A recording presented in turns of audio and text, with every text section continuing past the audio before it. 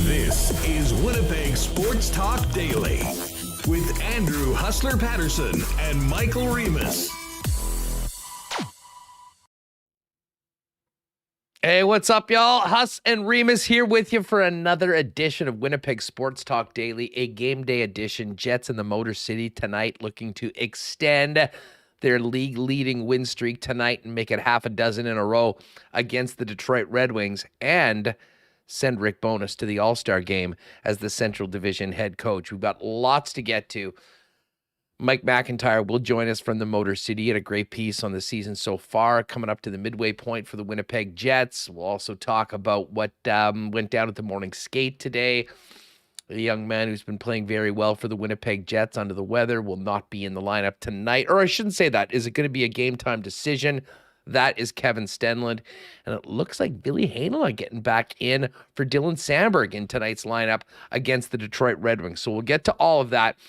We will also be talking a little Winnipeg Ice. Massive trade that we mentioned yesterday. Zach Ospachuk from the Canadian National Junior team is now a member of the Winnipeg Ice for a massive haul to his former team, the Vancouver Giants. James Patrick, head coach of the Ice, is going to jump on, getting ready for tomorrow's massive game between Winnipeg and Seattle. This worked out perfectly because the Jets have a busy week, but they are off on Wednesday. And we've got the number 1 and 2 teams in the league going at it tomorrow, featuring 6 players that we watched at the World Juniors, and potentially another one with Brad Lambert being sent yesterday to the Seattle Thunderbirds. And of course, as we mentioned at the end of yesterday's show, Chaz Lucius going to the Portland Winterhawks. So we'll get to all of that. But just a quick note, if you are thinking about going to the game tomorrow night at the Ice Cave, Ice have an amazing deal right now. Buy one, get one. So when you go to the Ice website and you go to buy your tickets, for every adult ticket you buy, you can add an additional adult ticket at no charge. So let's fill that place tomorrow. I think I'm going to get down there for the game and stick around towards the end. I do have a pair of tickets to give away. We'll spin the wheel of winners of people in the YouTube chat for people that want to go to the game and set somebody up. But let's get out there. It's going to be a real treat, I think, for a ton of future NHL talent on the ice tomorrow night in a big, big game for the 29-5 Winnipeg Ice. We'll talk to James Patrick coming up in a few minutes. Mike McIntyre, as I mentioned, going to jump on from Detroit. And a little later on, we'll look back at the regular season and get ready for the NFL playoffs with our old pal, Zig Fracassi. Just before we bring Michael Remis in, welcome to everybody in chat. Great to see all of you with us here today. Shout out to everyone making Winnipeg Sports Talk a part of your routine on the podcast. And a big thanks to the sponsors that make this show happen each and every day, including Princess Auto, Coolbet Canada, our friends at Little Brown Jug, Canadian Club, Culligan Water, Wallace & Wallace, Vita Health Fresh Market, Consolidated Supply, F Apparel, Manitoba Battery, the Nick and Nicky DQ Group, Boston Pizza, Royal Sports, and, of course, the why not question of the day from our friends at Not Auto Corp. Michael Remis, what is going on? So I'm in a good mood. It's game day. Big game tonight. We're at the halfway mark of the season. Pretty exciting. But before we get into why I'm mad online today, it's always something, Hustler. But I want to give a shout out to the Bison's Ukraine game last night at Canada Life Center. We gave away like a bunch of tickets, and I know there was basically a WST section there, well represented, and it seemed like they had Hoosley sing the anthem. Seemed like a great turnout. I was not able to attend, but I saw a ton of stuff on social media, and we got a lot of positive feedback from our viewers and listeners who went. So shout out to, we had Gord Miller on a couple weeks ago talking about how it came together, and Mark Chipman for letting us use the arena. and everyone who was involved in putting that together. It looked like a great event, and I know it raised a lot of money as well. So pretty cool to have that here in Winnipeg yesterday. Yeah, I'm seeing just in chat right now, Dan, Jets fan says that was such a great event. Jet Oil Tom was there. Awesome. Mike Wynn, what a blast last night. And then Russ Lowen, how'd you like the wave I tweeted? I did get a kick out of that. No, that was a perfect, an exhibition game in an atmosphere like that was the perfect time for the wave. I will say that. That was a full green light from yours truly, who is not normally a fan of the wave, in important times and in big games. Can't say enough about everyone from Gord to the folks at True North Sports and Entertainment to everyone that stepped up for this tour.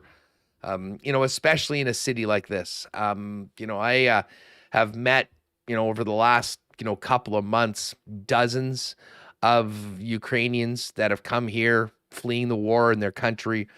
We know how big the Ukrainian community is in Winnipeg. We know how damaged and hurt that they've been by what's happening overseas. So for those people, I think the opportunity to see their national team and these young men that have had their lives turned upside down get a chance to come here, get the warm welcome that they have, not just here in Winnipeg, but throughout the entire tour, and prepare for what should be an opportunity of a lifetime to participate in the World University Games at Lake Placid, despite everything happening back in their homeland, was amazing. So kudos to everyone involved last night, as well as the fans that showed up to support, and just great to see the video from there. And the other great thing about this, Reem, these games are being televised back to Ukraine, from what I understand. And, considering what those people are dealing with, this was just a home run in all aspects of it. I know a ton of money has been raised for Ukraine relief as well.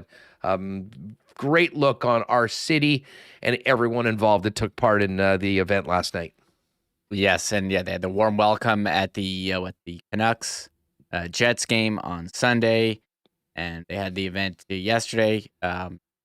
Seems like been a big success, the one that was here. So it was nice seeing all the stuff on social media for sure. All right, now let's get to some Jets talk right off the bat. As I said, Mike's going to join us from Detroit a little later on in the middle of the show after James Patrick jumps on. But tonight's the night. If Rick Bowness is going to be the head coach of the Central Division at the All-Star game. And I know we're going to talk about this big game for the Jets, and the standings are what really means the most. But I was already somewhat concerned that people hadn't been paying attention to what is going on here in Winnipeg and the amazing turnaround. And it was proven even more clearly today, Remo, when you sent me a DM of a tweet by the National Hockey League of their top contenders for the Jack Adams. And there were 4 coaches featured with big photos and stuff, and no Rick Bowness. And I was absolutely triggered. I'm not going to lie. And yes, some of this might be rooted in the fact that myself, many WST listeners have been ahead of the curve, realizing what Rick Bowness has done here. An all-time coaching job, not just this season, but one that I can remember, this turnaround with this hockey club. And it just proves the point once again that so many, and this is from NHL.com writers, people paid by the league to cover the league, are sleeping on the Winnipeg Jets and not paying any attention to what's happening here in the capital of our province. All that being said, and this is another reason why I hope the Jets win this game so bad tonight, I think that Bones, after making his 2,601st start on the bench on Sunday afternoon, is going to get some of the credit and recognition that he richly deserves, and that would start by his team booking him a ticket to the All-Star game tonight. Yes, and this is the NHL.com writers did voting where they were given, I guess you had to rank your top 5 and given points on a 5, 4, 3, 2, 1 basis. Bowness he's in the fine. So they have this big graphic here for people on the podcast saying trophy tracker, Jack Adams trophy. Jim Montgomery firmly ahead, 68 points. Peter DeBoer, the Dallas Stars, 31 points. Bruce Cassidy with Vegas, 22 points. Rod Brindamore, 20 points. And there's Rick Bowness in fine print that you need a magnifying glass to read, Hustler. Yeah. I didn't even after see, Lindy Ruff. I didn't even see after Lindy Ruff, who's done a solid job in New Jersey. They've kind of fallen off. But Rick Bowness is with the Winnipeg Jets. These, they could be leading the Central Division, Huss, at the deadline by points percentage. Not the deadline. At the They are right now. They're leading the Central Division. They are when they were doing this voting. I don't understand how you don't give this guy any respect, Hustler. The job that he's in. This was a team that had a miserable season last year. They, were well below expectations. No one was having any fun. And to come in and have a complete turnaround, and we thought, look, this would be maybe a bubble playoff team, just based on, you could argue even they lost talent. You lost Kopp and Stasny. And you thought maybe they'd be a bubble team. But here they are, leading the division by points percentage halfway through the season. You can't get more than 11 voting points? What is this, Hustler? I almost fell off my chair when I saw this graphic. I thought it was a mistake. Yeah, I was like, they must have missed someone. And then I tweeted that, and they're like, hey, Bowness is actually in the fine print. You think I can read that? Look how small that is down there. I can't read this that. way. 6th in the, thanks. At least there was a couple people that have paid attention to what's happened in Winnipeg so far this year.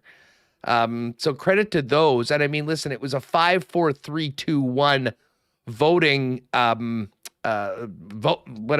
schedule of voting. So if you voted for a guy in first place, you got 5 points. Yeah. So in this, Jim Montgomery has 68 points and Rick Bowness has 11. 14 That is Raiders. a farce. Yes. That is an absolute farce. That means that Rick Bowness was off of the list of most of them, unless he got 11 fifth place votes. Let me say something about Rick Bowness and the job that he's done so far this year. I mean, maybe I'm speaking to the wrong people. This is probably something that needs to be broadcast outside of Winnipeg. Rick Bowness has done what we said on this program. Well, we hope that he's a miracle worker. It was almost tongue-in-cheek because nothing else had really changed. And what's changed here in Winnipeg this year? Everything. And that's because of the job that Bones has done as the head coach. The team is night and day from what it looked last year on the ice, off the ice, in the community. I mean, this has been a home run at every level, and it all starts with one guy, and that's Bones. And listen, I got a lot of time for Jim Montgomery. The Boston Bruins have a great record. They're 32-4-4 so far this season. Incredible. But if we want to compare the impact that the coaches have had on these two teams, I don't even think it's close. Rick Bowness walked into a burning building that was up in flames. He saved everybody in the building. He put out the fire. He minimized all the fire damage, and now the place looks great again. Jim Montgomery walked into a mansion with some of the finest furnishings that money can buy and cleaned up a little bit, tidied up. Rick Bowness has done the job this year. He has been the most impactful coach so far this season up until this point. The Jets, if they keep on winning, will open up some more eyes, and hopefully by the end of the season, that will be recognized. But as somebody did tweet to me, and let me give the credit to who said this, Barry Peterson. Huss, let's stay focused on the task. No coach has won the Jack Adams and the Stanley Cup for 19 years. Can't speak for Bones, but I think I know what's more important to the NHL Jets. This is the year. I'll tell you what, this should be the year for both. It's about time somebody did both this year, and wouldn't it be cool if Rick Bowness, with all that experience, was the guy to do it? I don't know. Maybe this is a little bit of our inferiority complex coming out, but for crying out loud, how is this not being talked about more? How is he not being recognized more? And the first step, Remo, as I mentioned, will be winning this game tonight in Detroit and getting Bones to the Motor City. And maybe then all the NHL.com people that are voting on this thing will realize, wait a second, the Jets are first place in the Central Division by points. What? And then recognize the guy that's been the catalyst for this entire turnaround, and that's Bones. Yeah. And first of all, Huss, I want to give you a round of applause. I mean, that was very, very well said. You said in the offseason, if Rick Bowness, this team comes in and makes the playoffs and does well, Rick Bowness would have to be a miracle worker, and I think it's pretty safe to say that he might be just this turnaround that we've seen, the buy-in, The number of players this year that are having career years, Josh Moore, he single-handedly pulled Josh Morrissey to be great. And now Josh Morrissey is having a Norris caliber season. I fell out of my chair, Huss, when I saw this. And for the Jets to be first in the Central by points percentage and not be recognized by the NHL.com and then NHL.com writers. Again, it's just something that just keeps happening over and over. And I did see as well Fluto Shinzawa from Boston Athletic writing that it's Jim Montgomery's to lose the Jack Adams. I told Murat, I said, Murat, you need to write a response here from Winnipeg because it's very clear Rick Bowness is not getting the recognition that he deserves at the job that's done. In your burning building analogy, I agree. I mean, he came in, put out the fires, made it look even better than it was before. And what, Jim Montgomery just like put out a new carpet on a mansion? Like, He's tied it up a little bit. He's tied. He just rearranged a couple things. I mean, listen, they're still pretty much running the same roster, the same lines. Linus Ullmark's having a monster season this year. But I think we all knew that the Boston Bruins are one of the most elite teams in the league. And the big question was, Boston's going to take a big step back because Marchand and McAvoy were going to miss half the season. Well, they all came back early, and they were winning their games in the meantime. And listen, that's all great. I will concede this. If the Bruins continue winning games at this rate all year long, which might be a record-setting clip, to be perfectly honest, they're 32-4-4 through 40 games. Let's say they win their 41st game and are 33-4-4 at the midway point. If they go 66-8-8, it'll be hard not to vote for him. So, I mean, hopefully there's a little bit of regression to the mean for the Boston Bruins. But I still maintain, even with the record that the Boston Bruins have this year, and credit to them and the job that he's done and the way that team has played, it's been unbelievable. Anyone that followed this team last year, that was around at the end of the season, that was with us every day through the offseason, knows the job that was awaiting Rick Bowness when he got here. And if you've been paying attention, nobody has done it better. And we will have it. I think It's Your Boy Bruce just threw in no bones about it. That might be a t-shirt that we can make for WST. Bones for Jack Adams, no bones about it, or something like that. But listen, if people aren't talking about it here and on this program, no one's talking about it. So hopefully this can maybe get some of the conversation going. And I did go on Daily Face-Off today. This was just before I saw this, because I would have probably gone on a similar rant with those guys today. But any opportunity to extol the virtues of a guy that pretty much has been a miracle worker so far this year in Winnipeg, we will take that opportunity to do it here on Winnipeg Sports Talk. All right. To the game tonight we go. And as I said, and I've been saying this, I tweeted this on the weekend, and maybe these are sort of interconnected, because I have been surprised that a lot of the national discourse has been sleeping on the Jets and really not mentioning, for the most part, what Rick Bowness has done this year with this club. But tonight is a huge opportunity for the Winnipeg Jets, for their players, for the guys in that room, to reward the guy that's been steering this ship. And that's by winning this hockey game and getting Rick Bowness to Florida. Now, I know we talked about it a little bit yesterday, and I'm sure there's some semblance of Rick that would just love a little bit of time off. Hey, heading down on all expenses paid, get your great credit and enjoy the All-Star game as the head coach of the Central Division, I think would be a great honor that he would be appreciative of. But I think it would also be great recognition for this team where they're at right now. And in a lot of ways, it would be a team victory. I mean, every single player in that locker room would have a piece of it. And, we've talked about what the great results have done so far this season, as far as, reinforcing the messages that this coaching staff has done. We got to include Brad Lauer and Scott O'Neill and Marty Johnson in that group as well. We can't forget them. But overall, this game tonight is one of those games on the schedule. You won 5 in a row. I mean, at some point there's going to be a bit of a drop-off. I hope that every guy in that locker room, when the coaches aren't there, talks about what this would mean for the team, for the coach, for the organization, and go out and get the job done tonight. And it's a perfect time and place to be doing it, Reem, because you got a bit of a homecoming with Connor Hellebuck and Kyle Connor going back for their one game a year in front of friends and family in their home state. You know those guys are going to be ready to go. Yeah, someone said to me on the weekend if I was surprised that Rittich got the start on Saturday in Vancouver and Hellebuck tonight. I was like, you know what? No, I mean, Hellebuck is from the area.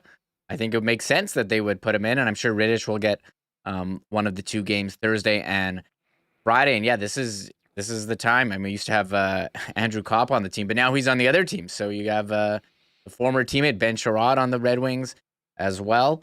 We do have some Jets lines here, Huss, from the skate. Scott Billick tweeting these ones out. He is there in the Motor City. Just before we go through all these, hey, SK, thank you very much. Dropped in the super chat for Huss's rant about Bones. Go, man, go. Well, we'll be there. And SK, you're going to be very happy about this lineup and these lines that Remis is about to drop for us right now. In particular, a certain guy. I hope you really did. By the way, SK, I hope you did watch the game on Friday against Tampa. I know you said you weren't going to. That was not one to miss. However, everyone will be looking forward to seeing what Villy can do tonight in Detroit. But Remo, run him down. How are things looking right now without our guy Stenny, apparently a game-time decision? Yeah, here's the lines. Perfetti, Strafely, Wheeler, Connor, Dubois, Ehlers, Barron, Lowry, Kuhlman, AJF, Gustafson, Gagne, Morrissey, DeMello, Dylan Pionk, Hainel, Schmidt, Hellebuck, and Ned Stenlin. Under the weather, game-time decision, as you said. And yes, Ville Hainel in for Sandberg, and you have to wonder if that's going to be like a rotation. Are they going to be spelling people? Billy earned another look from what he had, and Sandberg's getting a breather. I don't think anyone has played poorly, but we've said it since the summer. They have more NHL-capable bodies than roster spots. Someone's going to have to sit, and how this plays out through the trade deadline, again, I don't think we're going to stop talking about it unless there's like some major injury and someone's out for a while. No, and listen, I mean, I get it. I mean, Ville Hainel is a first-round pick, and there's a lot of people that are big fans of his, myself included. I might not be as vociferous on social media as some, but that's what happens with really good teams. And the Jets, their standings will tell you, the Jets have been a really good team this year. And as they get closer to full health, which is a great thing, there's going to be some really, really tough decisions. And we'll talk about this with Mike coming up a little later on. Saku Menelainen was out there skating with the players today. It doesn't look like he'll go today, but when he gets activated, that's another roster spot that you have to consider. What does that mean? Who's the odd guy out? I mean, I know Avco was speculating that maybe with Ville being in, Dylan Sandberg goes back to the Moose. I have a hard time seeing that happen. And to be honest, and I think Ville's got another chance to really show this organization that he belongs up with the big club and not with the Moose, despite the fact that, it's easier to send one of those two players down. And then Mason Appleton's going to be coming back at some point soon. So something's got to give. And I'll say this, Riemann, I think this is a kind of a topic we talked about last week before the players were all coming back that had been injured, kind of speaking to that bottom six. There's a big level of competition right now to show what your value is to the coaching staff and to management, and to still be there when we get down to 23, when Appleton's back and presumably Menelainen as well, and of course Logan Stanley. So difficult decisions, but as we said, much better problems to have than having to call up half the Manitoba Moose, as well as those guys played when the likes of Ehlers and Perfetti and Wheeler were out of the lineup. Yeah, people asking about Saku. He did skate in a regular jersey, was just rotating in and out. He is Billick tweeting day to day for Saku Menelainen. So some big decisions. I would think, Appleton, and he's back, maybe slots in with Barron and Lowry, and maybe someone does have to go down to the Moose on waivers to make room for all these guys. So, but you don't have to make those decisions right now, and you never know. Maybe someone, hopefully not, but you have another injury and you just keep rotating. But we are keeping an eye on the team, which, 2 weeks ago, totally injured. Now, totally healthy. What a turnaround it's been as we're here at the halfway mark of the NHL season. Game 41 tonight in Detroit. Yeah, no doubt. We will, by the way, it's also, as I mentioned, the homecoming. I hit up the Coolbet guys on a little bit of a homecoming exclusive that I hope is going to be in effect. I'll let you know about that a little later on if you want to get in. A little Connor and Connor bet, if you will. Kyle Connor and Connor Hellebuck for this game this evening. We will get to that a little later on. But listen, before we do that, and we will talk NFL at the end of the program.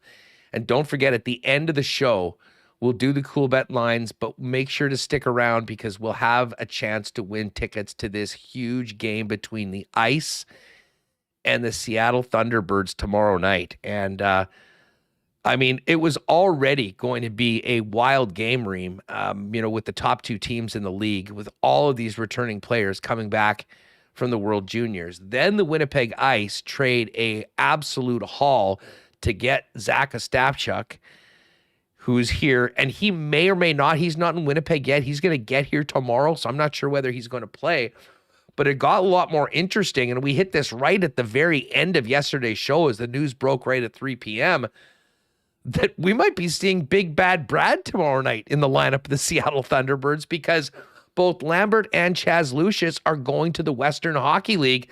Chaz with the Portland Winterhawks, who unfortunately were just in here last weekend, and now Brad Lambert with the with Seattle coming up. And a very interesting move for Lambert in that he has not played junior hockey for a couple of years. I mean, last year, much of the talk about his plummet was the fact that he was playing against the men in that Finnish league and did not have a great time at the World Junior, the rescheduled World Juniors, after a great start when they were actually playing the event when it was supposed to be back at Christmas. But a little more interesting kind of Jet tie into this game tomorrow night that already I think was going to be the main event on Wednesday's Winnipeg sports calendar out at the Ice Cave.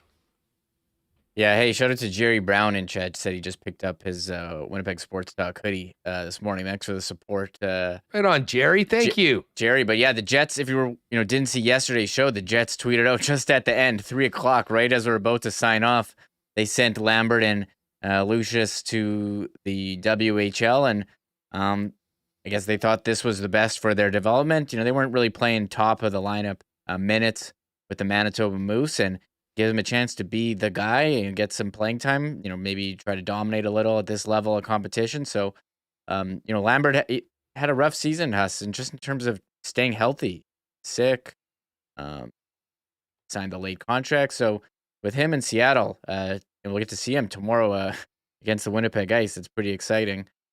Maybe we will see some of those flashes that we saw from him in NHL preseason. So, this is something we'll be following. The WHL seems like, you're telling me the records yesterday. It seems like every team has 2 losses.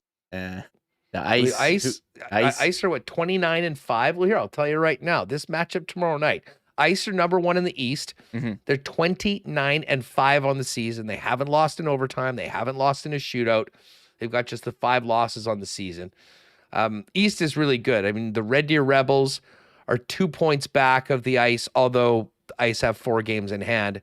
And the Saskatoon Blades, very good as well. 26-6-2-1, 55 points in 35 games. So the Ice are 3 up on Saskatoon with a game in hand. But when you look at the Western Conference, I mean, the Thunderbirds are right there with the Ice. They've played 35 games and have 58 points. So essentially dead heat in points. Ice with a game in hand. 28-5-1-1 on the season. And then the Portland Winterhawks, where Chaz Lucius is headed, 26-6-2-1 for 55 points in 35 games. And then the Kamloops Blazers, who just made another massive trade on the weekend with the Everett Silvertips and are hosting the Mem Cup, 22-8-4-2 for 50 points in 36 games. After that, everyone's 500 or worse. So there's 3 beasts in the West. And right now, as we'll talk to with James Patrick coming up, the Ice have sort of been leading the way, but we are seeing teams like Moose Jaw, Saskatoon in particular, make a run right now, and the playoffs are going to be awesome. But anyways, don't forget, if you've been putting off getting to an Ice game this year, tomorrow, the day to do it. Winnipeg, Seattle, all those great players from the World Juniors. And as we're going to talk with James Patrick, I'm going to ask about a number of players on the Ice that have been doing great things all season long that were overlooked by Hockey Canada for that trip to Halifax. Be very interesting to see how they come up for tomorrow's game. And I imagine might have a bit of a chip on their shoulder, not being on the team, but being the best team in the Western Hockey League up until this point. Listen, before we do that, Winnipeg Walter, just so you know, we're cooking up your tickets. I'm actually going to send you an email about where you want to sit. You got a couple of options. Of course, Winnipeg Walter was the big winner on our consolidated supply Marbles Tournament of Champions, which was such a fun exercise throughout the month of December. We will do something like this later on this year for sure. But in the meantime, a big shout out to Joe Spicy, Buck, and the gang over at Consolidated Supply for their great support of Winnipeg Sports Talk. And hey, you know, we're in the back stretch right now, getting through these next couple months. Things are going to be warming up, and we're already thinking about summer. And you might be thinking about adding to a beautiful backyard, whether it be landscaping, irrigation, that dream putting green in the backyard, an outdoor kitchen, a hot tub or a spa, or maybe a golf cart for the family to rip around on the campsite over the course of this summer. Consolidated Supply has it all for you. You can pop down and see them in person. They're open to the public. Check out their spot. It's awesome. 1395 Niagara Road East, or check out everything Consolidated Supply has going on at cte.ca. January submissions are open for the Unsung Hero program, along with our friends Wallace and Wallace and Josh Morrissey. Folks, if you've been missing this, we're looking for folks that are doing great things, working in the community, making a difference to those who need. And, you know, we talked a lot over the holidays about people that we're helping with charities, the Christmas cheer board, using their valuable time and resources to make the holidays better. We know people are doing that 12 months a year. And sometimes it's simple things like incredible volunteerism within our minor sports programs. Other just random nice deeds for people that need them in and around the community. Tell us about that person in your life. Our Unsung Hero every month will receive an autographed jersey from Jetstar defenseman and all-star Josh Morrissey. Wallace and Wallace will donate $500 to the Dream Factory, where Josh is an ambassador for, in the name of the nominator of you Winnipeg Sports Talk listeners and viewers. And then Josh and Margot Morrissey are going to match that with another $500 to the Dream Factory. So send us those in. We will announce, actually tomorrow, we've got it, I'll do it tomorrow, announce our December winner for the Unsung Hero program with our friends at Wallace and Wallace. And of course, you can check out everything Wallace and Wallace has going on at wallacefences.com. And just before we get to James Patrick of the Ice, I know many of you feel a little under the weather. Everyone's seemingly been sick for the last few months. Vita Health is the spot to go to help you get feeling better ASAP. With great prices on natural and organic supplements, beauty products, and groceries, Winnipeg's largest selection and assortment of local products as well. And battling colds and sore throat has never been easier with Colflex Oregano Spray. Made locally by Initech Nutrition, Colflex Oregano Spray helps relieve coughs and sore throats and helps to maintain immune function. Get yours today at any Vita Health location. And if you're celebrating Sober January or Veganuary, you'll find a fantastic selection of non-alcoholic beverages and vegan and plant-based options. Vita Health Fresh Market, empowering people to lead healthy lives. 7 Winnipeg locations, including the newest store in Linden Ridge, and online at myvita.ca. Mike McIntyre coming up from the Motor City in a few minutes, but let's get ready for this big tilt tomorrow and find out about the big trade for the Winnipeg Ice with the head coach, James Patrick. James, Happy New Year to you. It's great to have you back on the program. How's it going? It's been good. It's been a good year. I would say a lot closer of a year than our record indicates. We've got a lot of close games. It's going to be a real good test. I mean, the whole second half, number of good teams in the East. Obviously, yeah, tomorrow we start with the what I've been told is the best team in the league. You know, maybe with us up there, but you know, that's from early in the year, they were slated to be kind of the number one team, and they've played that way too. Well, I mean, listen, there's so much has happened over the course of the week with your team, and we'll get to this game, but just quickly going back, I mean, 34 games in, 29-5 on the season. You guys have just kept on winning hockey games all year long. I mean, you got to be pretty pleased with what the team has done so far up until this point. Happy with our record. I wouldn't say as happy with how we've played. We found ways to win. We've, if I compare it to last year's season, when we had a similar record last year, I thought we ended up winning more decisive games. We've been in a lot of 1-goal games this year. I felt we've played a lot of games where we've kind of let the other team hang around. It is a challenge in junior hockey when you have success. You have a lot of talent to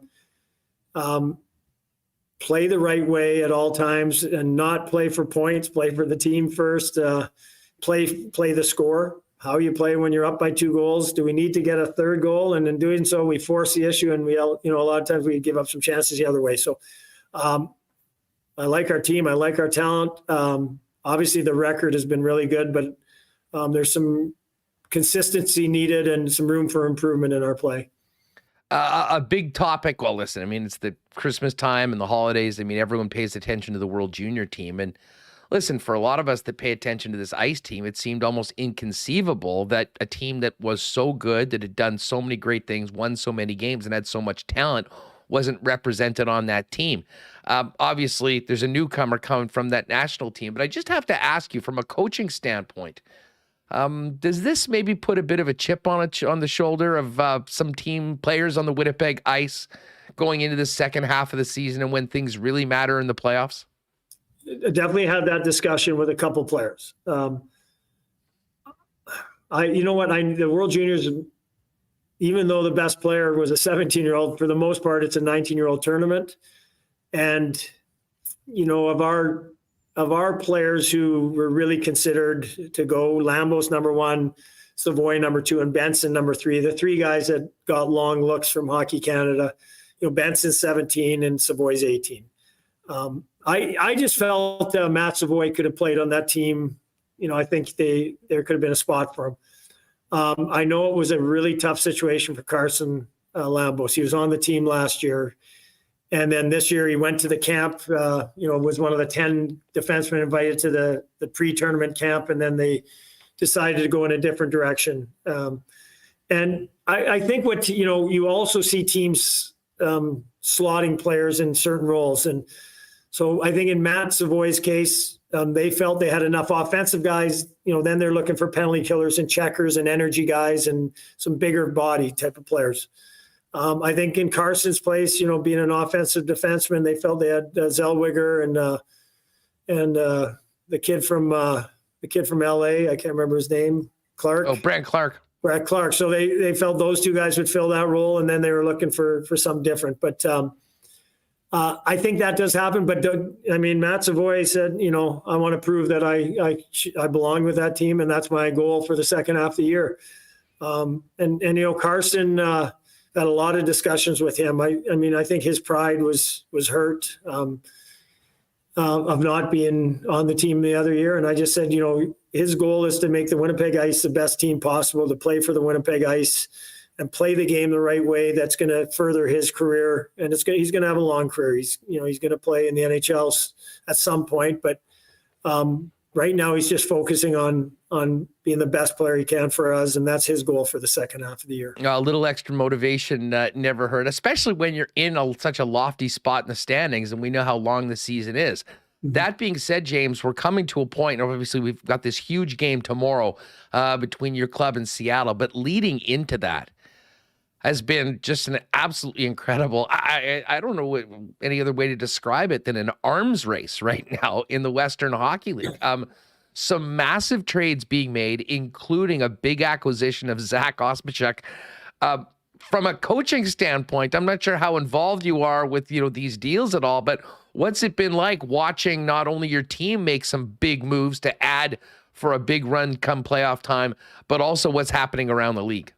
Well, it's been, again, it's a different year than last year. I think this year there's probably 6-7 teams that feel they have a legitimate shot. Last year, I think, Edmonton was, us and them were, back and forth for number 1, but, a lot of people thought there was probably 3 or 4 teams. There's just definitely more teams that are right there. If I look in the East, Saskatoon has had a great year.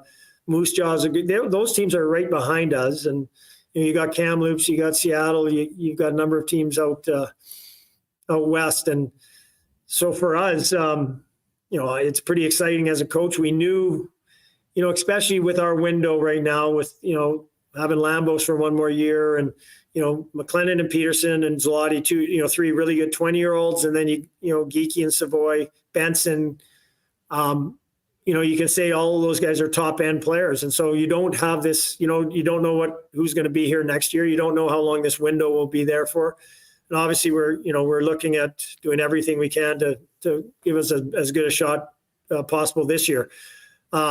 Pretty exciting when I heard the news of the trade, getting an elite setter, an elite competitor.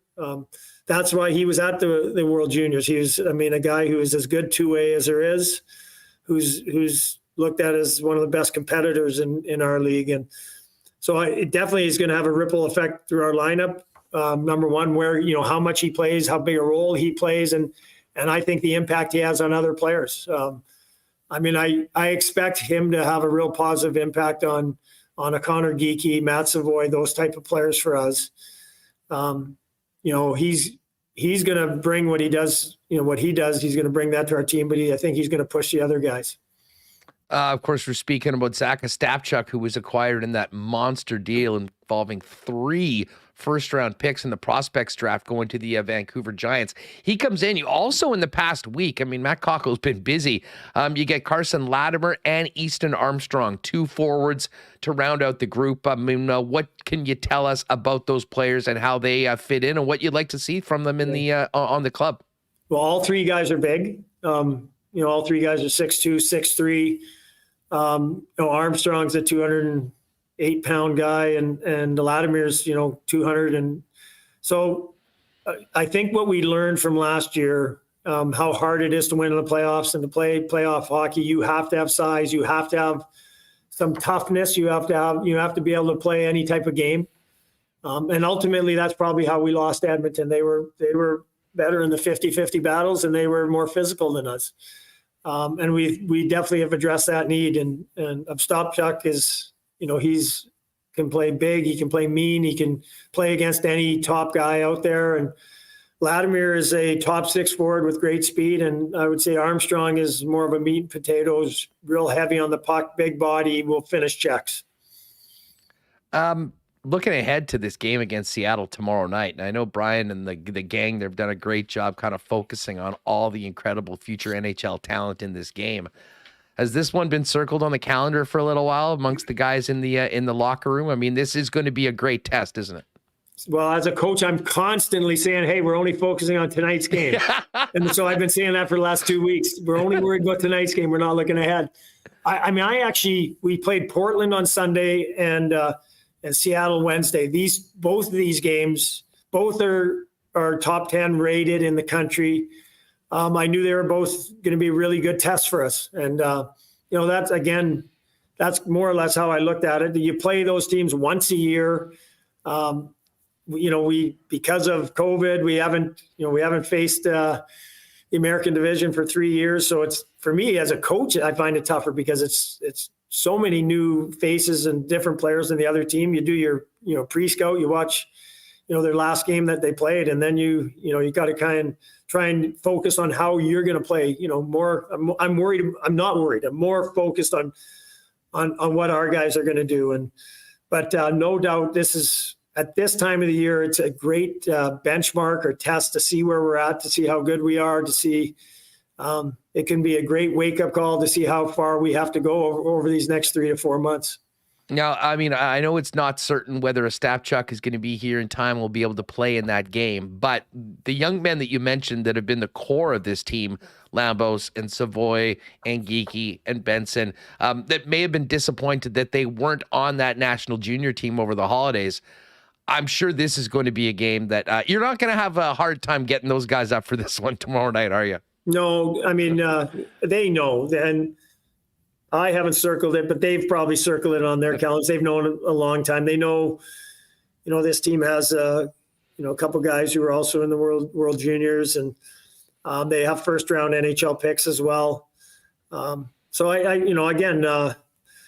It is one of 68 games, but as a coach, you prepare your team every night to play as good as they can against the opposition. And so that's, that's what we're focused on. And we're talking a lot of, our coaching staff has been talking a lot now about the habits and the details of our game that need to be there automatically, because we're not going to turn it on come March. And so it's on a nightly basis. Number one, you talk about to compete, you play your system the right way, the little habits and details from stick positioning to staying on your feet, to winning battles, to boxing out. So those are some of the things we've harped on. But again, coming into this game tomorrow, it's about playing the game, playing the right way. So yeah, I know our players feel that way. I know we've had a real good season so far. We've got, a number of top end players who people talk about, but it still comes down to what you do when you play against the best teams. James Patrick, head coach of the Winnipeg Ice, is with us on Winnipeg Sports Talk. What was that first conversation with Zach Ostapchuk like when he was acquired by your club? And from a coaching standpoint, when you've had, a record the way you have right now, I mean, how challenging is it to welcome in top end players and try and get that right mix? Yeah. Well, I believe it or not, I have met him before, because last summer at the draft, he was there because he's best friends with Matt Savoy.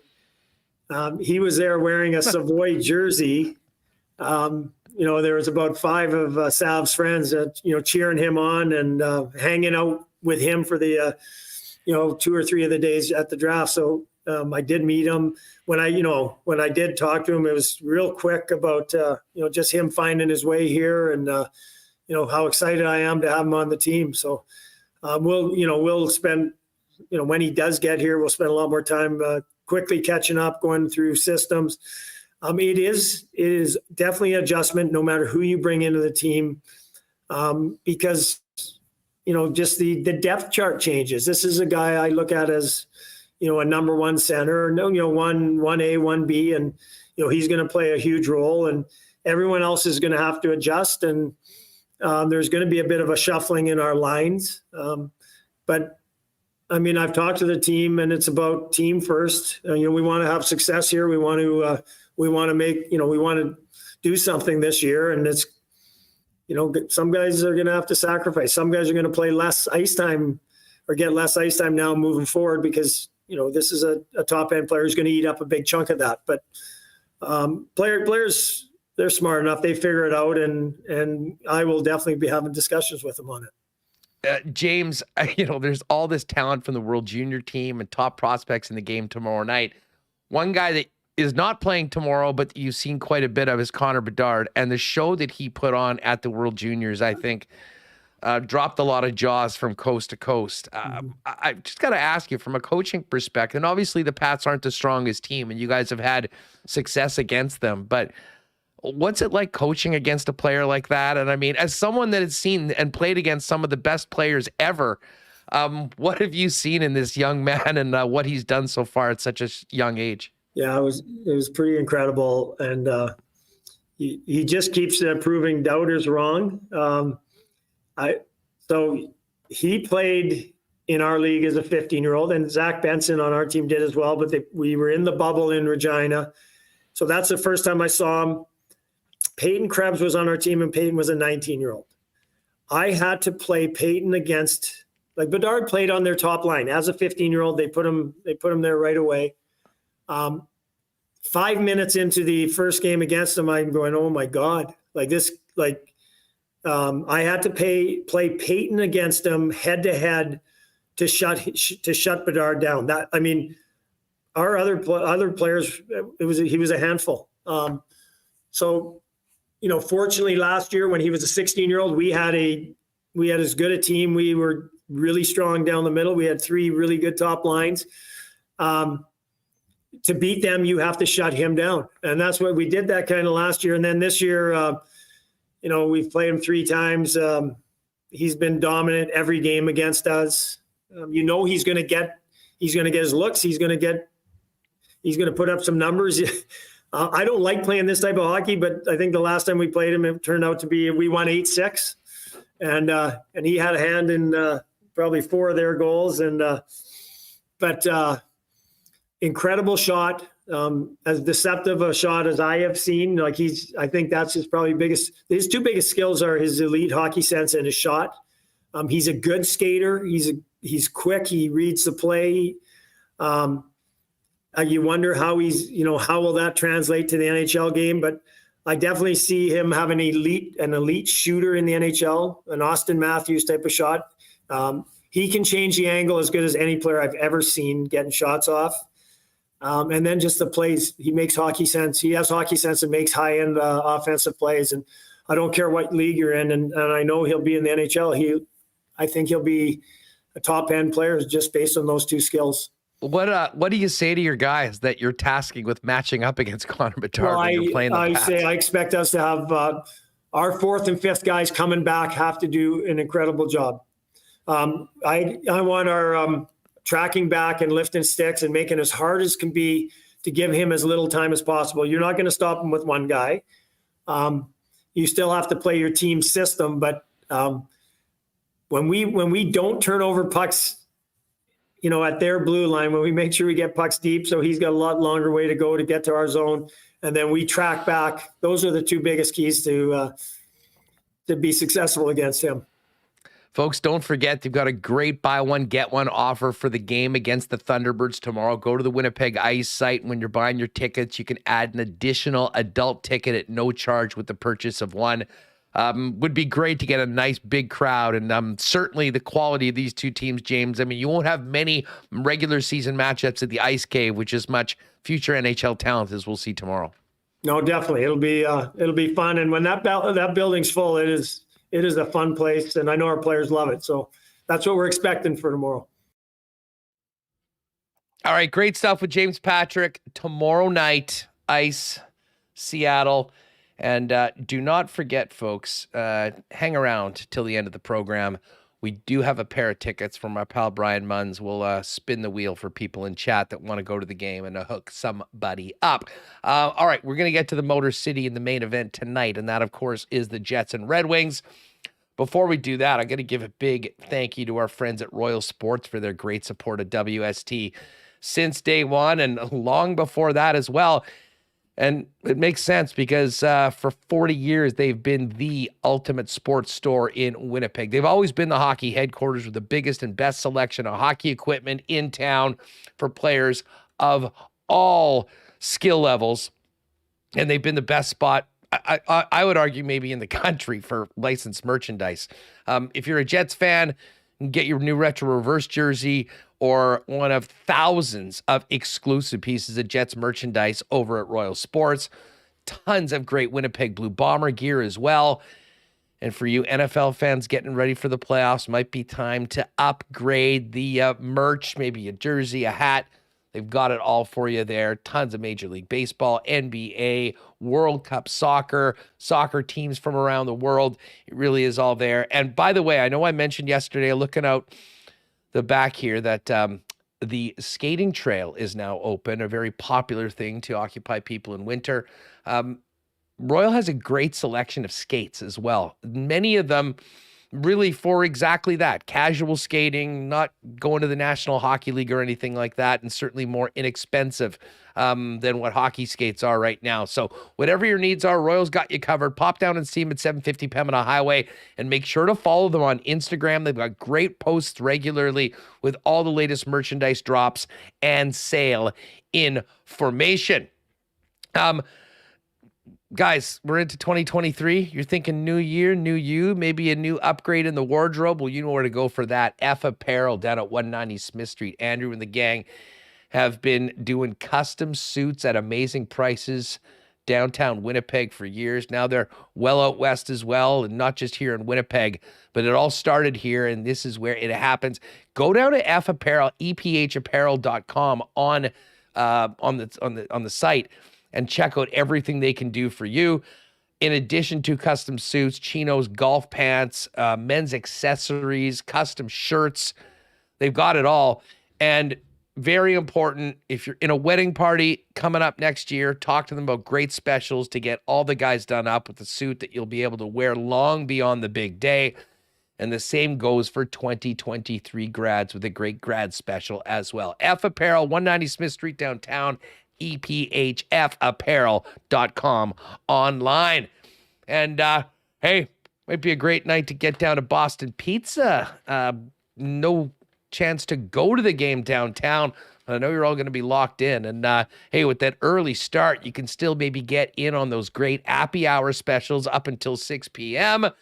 and all the great treats available at Boston Pizza. The game always on the big screen with full sound. Great Jets promos at many Boston Pizzas as well with the picker player, which is always lots of fun. Your chance to win. And obviously, if you are staying at home but want the great taste of Boston Pizza, just hit up bostonpizza.com and order online for citywide delivery. Let's get Mike McIntyre in here from Detroit. Mike's had quite a day so far. Mike, what's going on? How are you? You hanging in there, I hope. Huss, I feel naked. I feel vulnerable. And frankly, Huss, I'm a little scared. We don't realize how attached we are to our phones until we don't have them. And I'm now going on about 3.5 hours without my phone. And let me tell you, my friend, it is pure hell. It's the worst. On the road, too. Yeah. So at least you hadn't signed up for two-factor authentication. Oh, but I did. Oh. And in fact, not only am I without my phone, I was also locked out of my laptop and locked out of really my ability to get into anything. Kudos to my colleagues, Scott Billick, Kenny Weeb, who of course are here in the Motor City on this trip with me. But even using their phones to try to get into certain things, like my Uber account to notify Uber where I think I may have left my phone, even that requires a code sent to your phone. Well, I don't have my phone, so that's of little use. So yeah, it's been just getting back into my laptop so I could do this interview with you, Huss. Required a nearly hour-long session with the technicians back at the Free Press mothership. Bypass. We had to reconfigure my whole computer just so I could bypass the security that had been set up so that I could get into it. So we're making slight progress. Uber has now tried to notify my driver, and we'll see where that goes. But hopefully the phone is back in my hands before we get on the plane to Buffalo tomorrow morning, or I'm going to have the shakes at that point. That's for sure. Oh my God. Well, thoughts and prayers to you and your phone. Hopefully that will get rectified early. I mean, to have this happen right at the beginning of a very quick and very busy road trip, not ideal at all. And anyone, if you're out there, if you know where Mike's phone is, please contact him immediately. You're going to need to send him a DM or an email. Don't call me. Yeah, don't call me, because that's of no use. As old Roscoe would say, and Travis mentioned, what a situation. Mike, let's get to it. This team is playing really well. The game on Sunday was a little pond hockey-ish at times. I know Rick Bowness wasn't too pleased with it overall, but hey, it's a results business. They got the job done in the third period. Fun night or fun afternoon for everyone that likes goals. Got to see 7 of them. But right now they head out onto the road. Detroit, Buffalo, Pittsburgh over a quick 3-4 before one game at home against the Arizona Coyotes, and then back out on the road for another 5. You were around the team today. What do you make? I mean, listen, this team has been so positive all around, and certainly you would think with their biggest winning streak since 2019 right now at 5 in a row. What was the vibe around the club today, knowing that whether they wanted to talk about it or not, a big opportunity to do a big solid for the guy behind the bench and Rick Bowness and send him to the All-Star game with a win tonight? Yeah, and there's no question Rick Bowness means a lot to these players, and they would like to pay him back in kind. Whether Rick Bowness wants to admit that it would be a special thing. I mean, Rick Bowness was sort of downplaying it, claiming, in fact, Huss, that he hasn't even given it a single thought. He's more concerned, as always, about the 2 points. But, of course, 2 points tonight would mean a ticket to Florida and joining Josh Morrissey and maybe another player or two down at the All-Star game. Something that, you figure Rick Bowness, he's done a lot of things in his career. One thing he's never done is coached in an All-Star game. And I got to think that he may not want to admit it, but I got to think it would mean something to him. One thing it would mean, Huss, is that the Jets are in first place, which certainly we know means a lot to Rick Bowness. It's something he's brought up a lot. He's talked about how the Jets basically have a target on them every time they play now because other teams, they're not catching anybody by surprise. It's really funny now, Huss, to go into visiting buildings like this and go to the availability of the other team, in this case, Detroit, and talk to some of the players and then the head coach. It is nothing but a love-in for the Jets. When you hear coach after coach after coach sing the praises of the way Winnipeg plays, how dangerous they are. And, Derek Lalonde was just the latest to kind of join the chorus today. He couldn't say enough good things about what Rick Bowness, who, by the way, kind of a funny story, it was Derek Lalonde who took Rick Bowness's spot with the Tampa Bay Lightning. When Rick Bowness left Tampa to go to Dallas, it was Lalonde who stepped in for Bowness. And now here they are meeting for the first time as head coaches tonight. But yeah, I mean, the players, they know what's up, Huss, and I think they'd love to pay their coach back in kind, in addition to obviously getting the 2 points. And, for the Jets, there's two ways Rick Bowness could get there. Even if the Jets lose tonight, a Dallas loss against the New York Islanders would also send Rick Bowness to the All-Star game. But I got to think the Jets would love to kind of handle matters themselves and pick up 2 more points. And they're going to face a Detroit team that has lost 3 straight. They've kind of liked their effort, not the results. And I suspect they're going to see a pretty motivated Wings team tonight. Well, no doubt about it. And just on the Bones thing for a minute, I would expect, I would hope that even if the players weren't spending too much time talking about it, and maybe not talking about it as much around the coaching staff, whether it's during warm-ups or whether it's in that moment where the coaches aren't around them, sort of let everyone know that this is a big game. It's a big game for their coach. It's a big game for their organization. And to be honest, I think it would be a great feather in the cap of every single player that's worn a Winnipeg Jet jersey, because as you mentioned, Mike, this is an award for being the best team in your division at the midway point of the season. And I think we can all agree, absolutely nobody was predicting that at the beginning of the season. There's also some other interesting storylines. First of all, of course, longtime former Winnipeg Jet Andrew Kopp going against up his old team. And 2 guys that I am sort of focusing in on for very strong games tonight, the homecoming crew of Connor and Connor. Kyle Connor, who's been red hot, 4 goals on the weekend, including a hat trick on Sunday night. And of course, Connor Hellebuck, who has been the man again for the Winnipeg Jets. Yeah, so let's start with Andrew Kopp. Had a great conversation with him today, almost 15 minutes long, and he had a lot to say. Andrew Kopp actually had dinner last night with, with 8 of his former teammates. 8 Winnipeg Jets actually came out to Andrew Kopp's area where he lives, which is about 30 minutes outside of Detroit. Kopp, by the way, picked up the tab, he said. So did Ben Sherratt. The 2 former Jets were out. One thing Andrew Kopp said that was interesting is you asked about the vibes. Andrew Kopp said they were all in a great mood. And, he attributed that to how well the Jets are playing this year, and obviously coming here on a 5-game heater that, Andrew Kopp kind of saw it in his former teammates, just how upbeat they are these days. As for the Connors, you're right. I mean, Kyle Connor, the guy everything he's shooting right now looks like it might go in the net. Connor Hellebuyck got a rare afternoon game off. We know how much he loves playing afternoons, but I think, Huss, it was for the best. Like, this is a guy, they're going to need him a lot. That was game 40. He had played 30 of the first 39.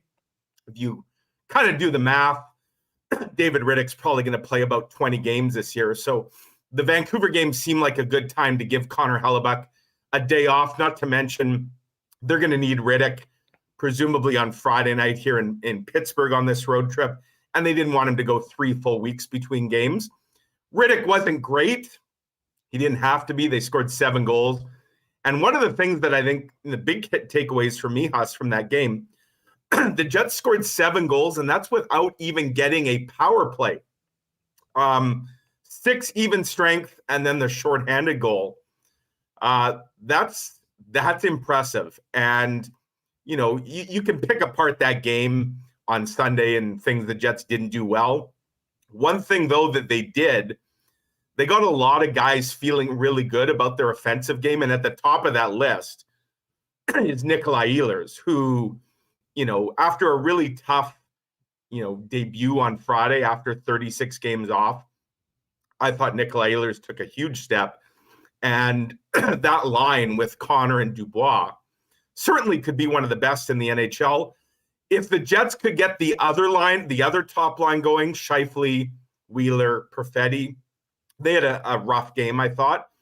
If they can hit their stride, look out. This team will be even more dangerous. You know, I agree with you on that, Mike. And I heard you asking Nikolai Ehlers about that. And, you know, I know he's sort of that didn't want to get too much into that because, of course, I mean, he's basically jumping into a line that has had 2 guys that have been so dominant since they reunited earlier on this season.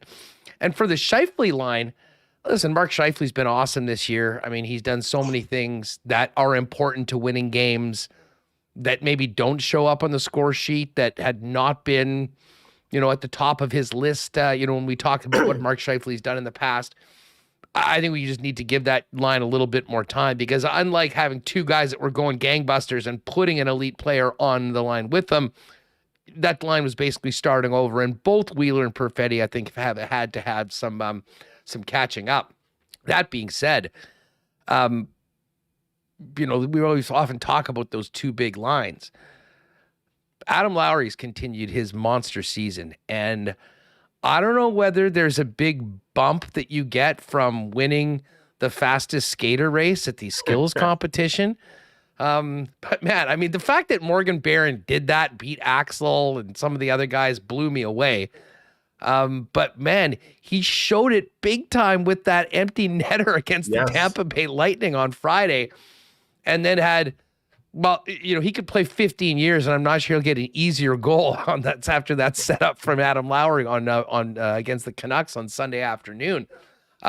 He seems to have taken a step in his confidence and his connection with Adam Lowry, and that is a very, very good thing, especially as we get, and we'll get into in a minute, the amount of guys that are still with the team that have to compete and be at their best to stay in a lineup that's getting a lot healthier after being completely decimated for the better part of the last month plus. Yeah, and I mean, case in point, David Gustafsson now a healthy scratch.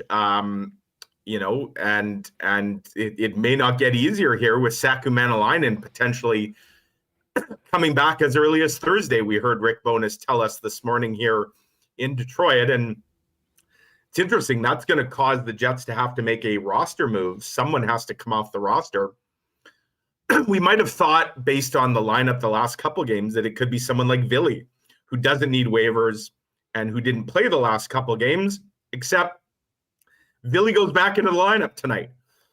Excuse me. So, you know, he's back in. If he has a good game, do they still send him down? They sent Christian Reichel down. He went straight from the top 6 to the Manitoba Moose, mainly because of his waiver status. So that's a decision they're obviously going to have to make here in a couple days. Well, Mike, I mean, you know, when we talk about this, and I was mentioning off the top, we were sort of talking about some of the, obviously the lineup for tonight and what that may or may not mean going forward. You're exactly right. When Saku Manalainen comes back, where does he fit in? And then on top of that all, Mike, Logan Stanley's going to be back at some point soon. And Mason Appleton is going to be back at some point soon as well. And, I had speculated that with the way that Ville Heinola has played, that maybe they were getting to the point. I always thought that Capobianco was more an insurance policy for some of their more offensive defensemen. I think that, when people were wondering about Johnny Kovacevic going on waivers, the type of player that Johnny is sort of more like some of the other guys that they have. And of course, Dylan Sandberg being a bigger body that I think was penciled into the, that third pairing, made him a little more expendable than some of the others. If something happened to Pionk or if something happened to Morrissey, Capobianco was that guy, because I'm not sure they were entirely sold that Ville Heinola was going to be able to play consistently.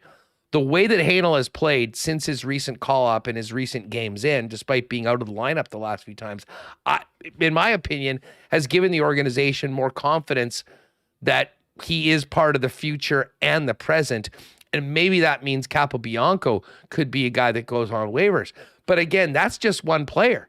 And then we're talking about Appleton coming back and Stanley. So, I mean, if, and again, it's a great problem to have, and very rarely is a team fully healthy. But if we do get to that point, I mean, there's going to be a couple very, very tough decisions for the Winnipeg Jets to make, both at forward and on the blue line. In the lineup, on their toes, right? And knowing that there's a guy waiting to take your job, and as you mentioned, Huss, a guy who probably deserves to take your job, but you don't deserve to come out either. And it's hard to believe that just a couple of weeks ago, I mean, the injury list was 7 players deep.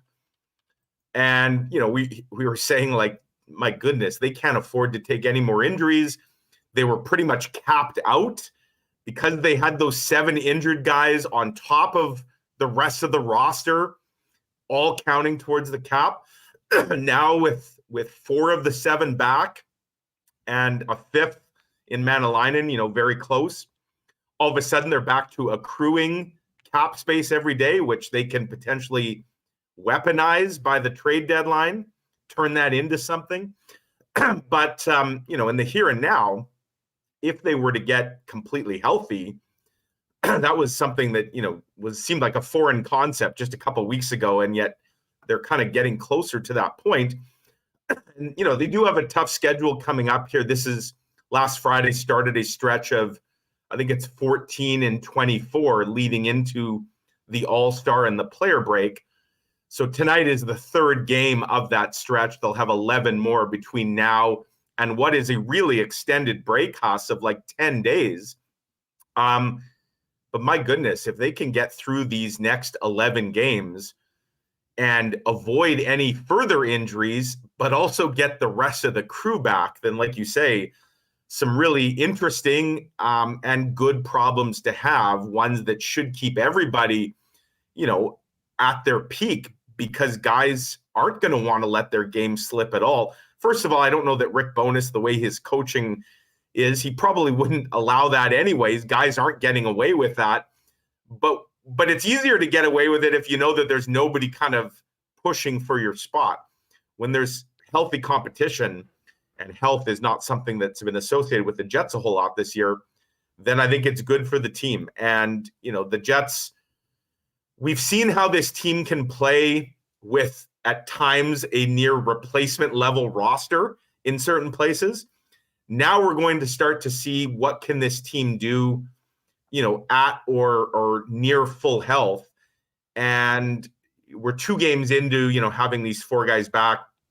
I don't know that you can make too many reads on it just yet, although they are 2-0, because the injured guys are still kind of getting their footing. But if they can keep playing, true to themselves the way they were when they were riddled with injuries, but if they can keep doing that, but be so much deeper and more talented, it's why I keep going back to, and I wrote again yesterday, Huss. I mean, to me, the Jets have to be considered a legitimate Stanley Cup contender. Certainly out of the Western Conference, they are right there with Dallas and Vegas. In fact, right now, only Vegas is ahead of them by win percentage, and not by much. The Jets are on the cusp of potentially overtaking Vegas as the number 1 team in the West. The West is wide open. the Stanley Cup champs, they're not even guaranteed to make the playoffs halfway through the year. They're out of a playoff spot right now. And again, we've seen what the Jets can do with a thinned out roster. I think that's why there's a lot of excitement around this team, as there should be. The Jets should be taking a why not us mentality when it comes to not only winning the Central, but hey, winning the West and representing the West potentially next spring. Well, first things first on that one, get a win tonight and maybe and hopefully not only Rick Bowness being added to that all-star roster, but maybe a player or two through the fan voting. Don't forget, folks, it's your civic duty, 10 votes a day. You know, we've gone through this on Winnipeg Sports Talk already. You know what it is.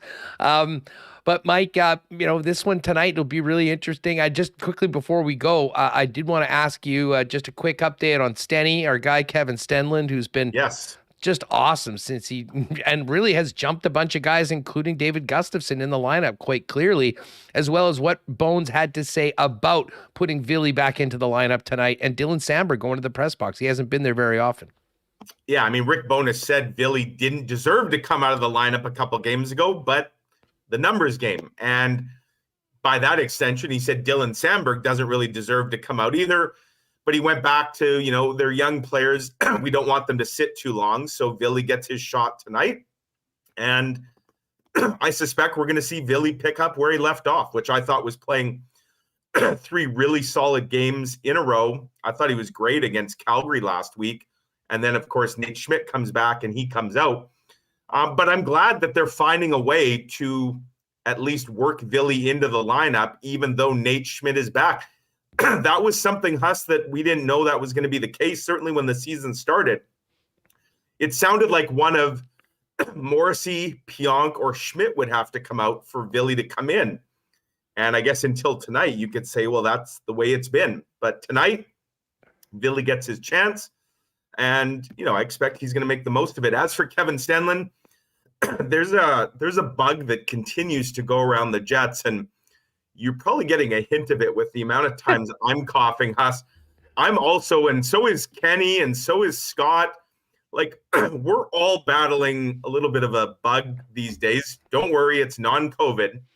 But, to hear Rick Bowness describe Kevin Stenlund, like he's describing what seemingly all the Jets have had in the last couple of weeks: congestion, coughing, runny nose.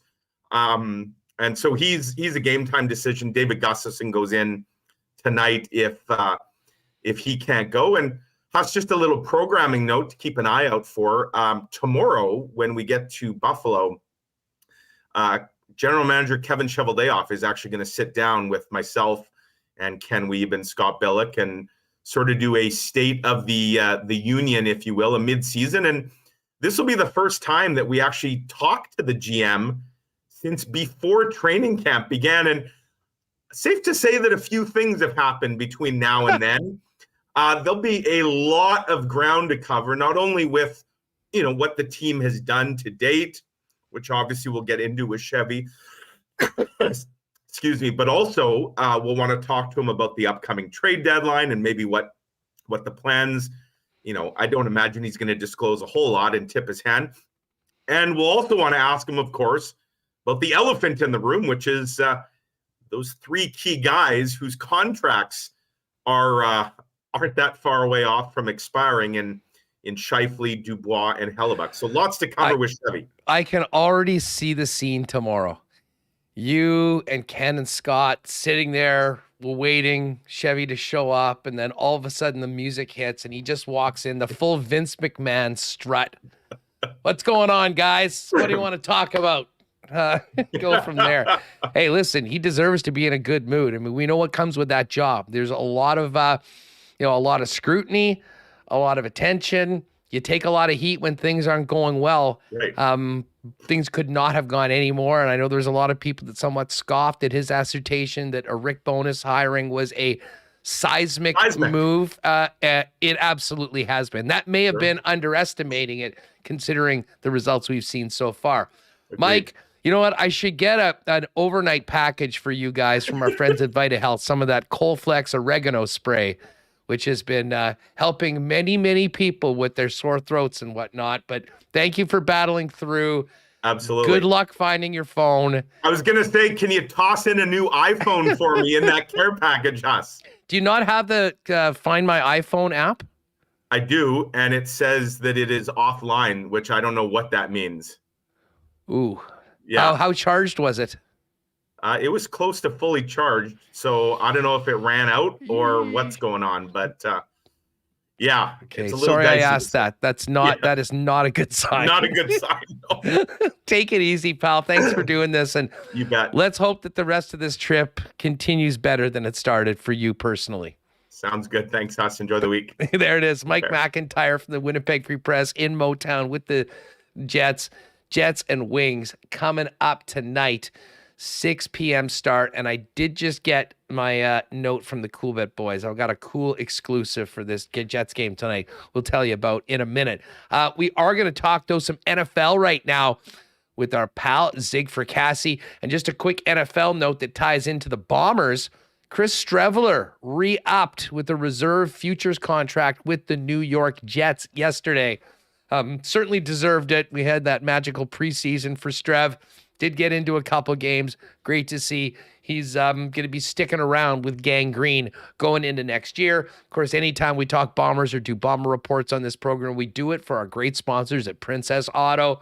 Cannot wait for that Princess Auto tailgate zone as we get closer to the upcoming season. And we're going to have Kyle Walters on the program tomorrow with a little on the Bombers off season as well. But Princess Auto is where you'll find the best deals on the most unique assortment of tools and equipment around.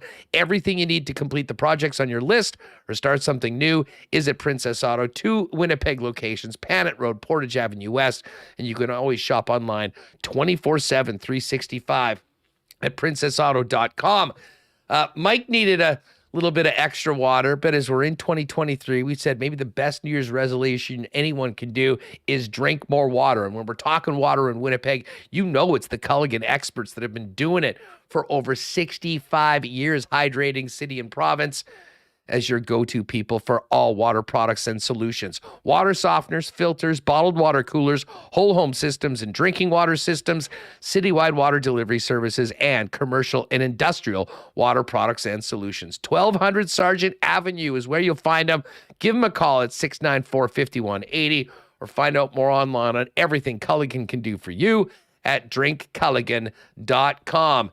And hopefully tonight, maybe we'll be doing a little cheersing to Bones being the all-star coach after tonight's game against the Detroit Red Wings. And when you're cheersing, make it the good stuff, Canada's favorite Canadian whiskey.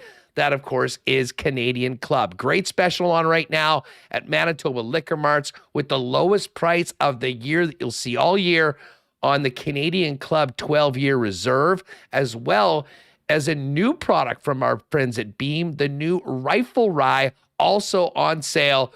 Check them both out at your local Manitoba Liquor Marts on your next visit. Canadian Club, proud sponsors and official spirit of your Winnipeg Blue Bombers. All right, let's get to a little football talk and maybe a bit of hockey. Great to welcome back our pal Zig Fracassi. Zig, what's going on? Best of the new year to you, my friend. How are you? Hustlerama, it's been a minute, my friend. How you been? You know what? I couldn't be much better right now, Zig. The Jets have had just the most awesome first half of the season that I don't think anybody saw coming. This team can be the first place team in the Central Division with a win tonight and send our guy Rick Bowness to the All-Star game, which everyone's hoping it happens. And from the football side of me, listen, it wasn't great circumstances with everything that happened, obviously, with Damar Hamlin, but everyone just happy about his incredible recovery and back in Buffalo. But it did create quite the situation in the AFC. And once again, it's Patrick Mahomes, Andy Reid with the team with the bye and home field, albeit a potential neutral site AFC championship game. Yeah, if the Bills and the Chiefs get to the AFC championship game, that would be played on a neutral site. Though, you know as well as I do, let's not dismiss Joe Burrow and those Cincinnati Bengals, because they are on a heater right now. There's a confidence with that young man, and I got to tell you, you know what? They already beat the Chiefs. They beat them 3 straight times. They've knocked off they may have knocked off the Bills had that game resumed, but the fact is Joe Burrow and the Bengals are not to be dismissed. But man, Chiefs, Bills, Bengals, I don't know if you can go wrong, Hustlerama, in terms of, who may represent the AFC. Not to dismiss the other teams, but it certainly looks like one of those three. Well, and I'll say this. I mean, going into the week, knowing what the situation was, and frankly, going into the Monday nighter, why I, just as a Chiefs fan, was so hoping that the Bengals would win, is knowing how great all three of these teams are, and finishing first and avoiding at least one of those teams is such a big advantage right now. And I mean, the thought of the Chiefs having to go through a Cincinnati team that they haven't beaten and a Buffalo team they lost to earlier this year was very, very, was imposing and intimidating in some ways. And listen, I don't think Mahomes will want to get an opportunity to go back against those guys, but that AFC so strong right now. But listen, before we get to the playoffs, Week 18 was fascinating in a number of ways, and we also, of course, got to Black Monday the following day. I got to ask you, Zig, Lovie Smith, did Lovie Smith go rogue in that final game for the Houston Texans? I mean, a 4th and 12, a 4th and 20, a touchdown, and then going for 2 in the final minute to win the game for the Texans and hand the Bears the first-round pick, and then got fired the next day. What do you make of that situation? Did Lovie know he was fired? Said, screw it, I'm a football coach. We come here to win games. We play to win and do it that way. And what does that do to the Texans now going into the offseason? He actually got fired that same night. The statement came out later in the evening from Nick Caserio, the GM. You should have fired him after the third quarter. I even tweeted that at Zig Sports Voice. I says, maybe that was Lovie's blank you message to the Texans. We're going for the win. Hey, listen, the guy is an admirable coach. He's a good leader of men. Not sure he's quite a head coach, although he did have some success in Chicago, and he did kind of restore order at the University of Illinois, but I'm not sure you win with him long term. I think he's an outstanding defensive coordinator. That Texans organization, Hustlerama, is definitely a mess. It'd be very interesting to see what they do now in terms of a head coach, because 2 straight years, you hire an African-American, 2 straight years, one and done. This is an organization that already is a mess. So I got to think in the end, they really need to do some soul searching and find a really good direction to where they want to go. And by the way, now, the Bears have that first overall pick for the first time since 1947, when the immortal Bob Fenimore from Oklahoma A&M was the first overall pick. So I'm sure Bob Fenimore may be trending on social media, the answer to a great trivia question. Yeah, I may have to pull out my Bob Fenimore jersey for draft day just to remind everybody. Hey, I want to ask you about the coaching vacancies, but as far as the Bears getting that number 1 pick, I mean, we know they've got Justin Fields. They spent a high pick on him, and he has been, I mean, as dynamic as we've seen as far as running the football. But man, they didn't win very many games, and the passing game really wasn't there. Is it a done deal that the Bears keep Fields and trade the pick or go elsewhere? Or like, what are the chances that the Bears maybe say, we can get a franchise quarterback and maybe end up flipping Fields to somebody else and picking their favorite quarterback at number 1? Well, it brings up a couple of interesting scenarios, doesn't it? I mean, could you do a whopper of a trade, Fields and the number 1 overall pick, and get the Brinks truck for it? Do you do separate deals? Because let's not forget, this is an inherited player for the newer coach and GM, which is what happened in the scenario with Trubisky, if you remember that. So they ultimately moved on from Mitch Trubisky. I personally think that Fields is an entertaining quarterback. Quite frankly, he has nobody around him. I mean, Mooney is a nice receiver, but on a good team, he's probably a 2 or a 3.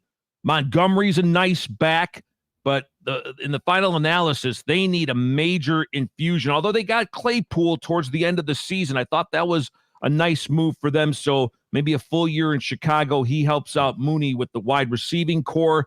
They still need to upgrade that offensive line. But if it's me, Fields has shown that when he has time, he's a good passer. We all know he's dynamic in terms of scrambling ability. I keep him if I'm the Chicago Bears. Yeah, I mean, it just opens up so many possibilities. And how many times, I'm sorry, how many times are you going to keep changing the quarterback too? You know, maybe it's the coach, maybe it's the GM, maybe it's your coaching staff, your organizational structure there in Chicago, a storied franchise, but they haven't really been much the last, near decade or so.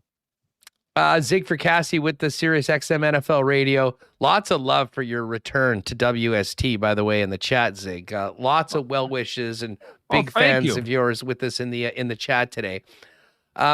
Cliff Kingsbury took a bullet yesterday, although not too bad considering he had just got an extension until 2027. Yeah, right? I don't think we'll be having any bake sales for Cliff. But when you look at the open jobs right now in the league, you've got the Texans, right, Carolina Panthers, the Denver Broncos, the Cardinals, right, and the Colts. Of those 5 teams, what's the most attractive? I mean, if a top coaching prospect got offered all of those jobs, in your opinion, which is the best one to go to?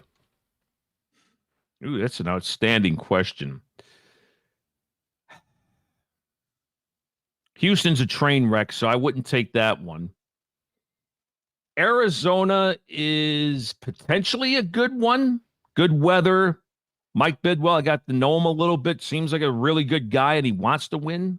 And he did change the culture of that organization once he took over from his father, because they did get to Super Bowls and playoff games after that.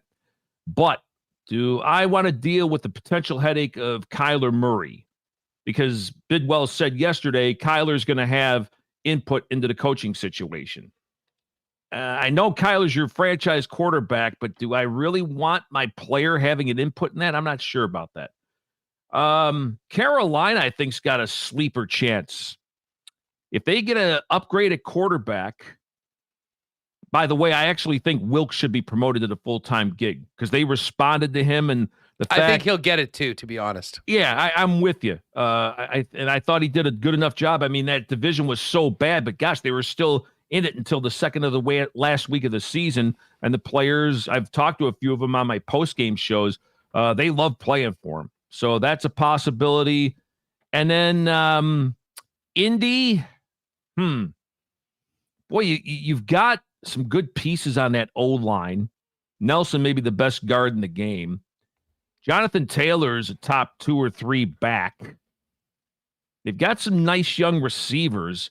If they had a quarterback and there's some component pieces on defense, that job would be intriguing to me. But again, you haven't replaced Andrew Luck. And what was the last gig? I'm trying to remember the last one that's open. The Broncos. No, Oh, yeah, them. Well, you've got the Walmart money. Okay. So you know that they're going to spend. But can you revive Russell Wilson? I was about to say, is that a plot? Like this to ask this question would have been insane a year ago, but is Russell Wilson and their commitment to him, is that a positive or a negative when it comes to the Broncos coaching job? Right. I mean, you're already married to him long term. So whoever the coach is going to be, you're going to have to, massage him, get to know him quite a bit. Now, I will say in Russell's defense, they had a truckload of injuries on that offensive line. They had injuries at the receiver spot. Gosh, and I love Latavius Murray, Central New York kid, but man, when he's like your leading rusher, what's that tell you about their ground game? I'm surprised they didn't bring back like John Keyworth or Terrell Davis at this particular point. They were so starved with running backs. I have to be convinced that Russell is the team guy because there's been kind of some knocks that he's beats to his own drummer. But man, that defense is so good. Even though they traded like Bradley Chubb and within the last year or so, Von Miller left, that defense, Hustlerama, is really loaded. So they have a playoff type defense.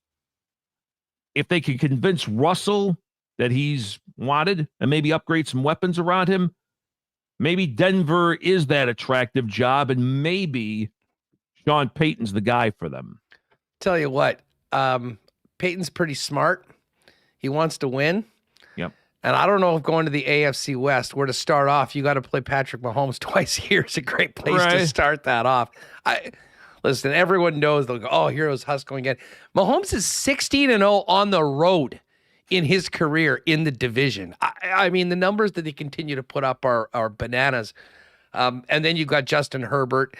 The Raiders were a huge, huge disappointment this year. They're going to swing for the fences for a big-name quarterback. Because I lived in Vegas 16 years, Vegas wants headliners on the Vegas Strip. Whether that means that number 12 guy, either from Tampa or Green Bay, remains to be seen. But I wouldn't be surprised if Vegas swings for the fences. Well, and listen, I mean, Aaron Rodgers just finished up his season with a loss to the Detroit Lions. I mean, great for Geno Smith to make it to the playoffs, but it would have been awesome if the Rams could have won that game, and it could have been a true win-and-in game. Or the Packers win. They failed. They had their chance. They were at home. Well, that's what I mean. Oh, for the Packers, it didn't change. I just mean the playoffs with the Detroit Lions right now would be awesome. That team, yeah, absolutely. I'd bite a few kneecaps myself. Well, and man, if you look back at a couple of the games that they lost this year, I mean, you want to talk about a razor-thin margin from being in and out. Yeah. That is that team. But they're going to be exciting next year, and I think they've got a lot of momentum and a lot of belief in the Motor City. Where do you think David Carr ends up? No, you got to write Derek Carr. Derek Carr always mix those guys Although up. There's been talk that if he goes to Houston, that he'd be the latest Carr, since David was the first franchise quarterback there. You know, that's a good question. I think he's got some opportunities. There's been rumors, since I'm near New York City, there's been speculation about the Jets. Although, and I love Derek, God-fearing young man, very religious, all that. Tends to be a little sensitive to me towards the media. I just can't see him playing in New York. I really can't, because it's really a cesspool here, to be perfectly honest with you. I think the perfect fit for him would be Carolina. Not as much media stress. I think the Panthers, like I mentioned earlier, you've got effective ground game. Even though they traded Christian McCaffrey, their ground game actually got better. And they've got a decent enough offensive line. I think Derek Carr in Carolina would be a perfect fit myself. Well, and that just speaks to the job that Steve Wilkes did. I mean, yes, they basically put up the white flag on the year. They traded McCaffrey. They rotated through quarterbacks. They cut Baker, who authored an incredible finish to the season for him, resuscitating his career in the Rams. And they were right there until the damn fourth quarter of that game against Tampa. I'm still bent about that. I thought they were going to get it done. Zig, let's move on to the playoffs.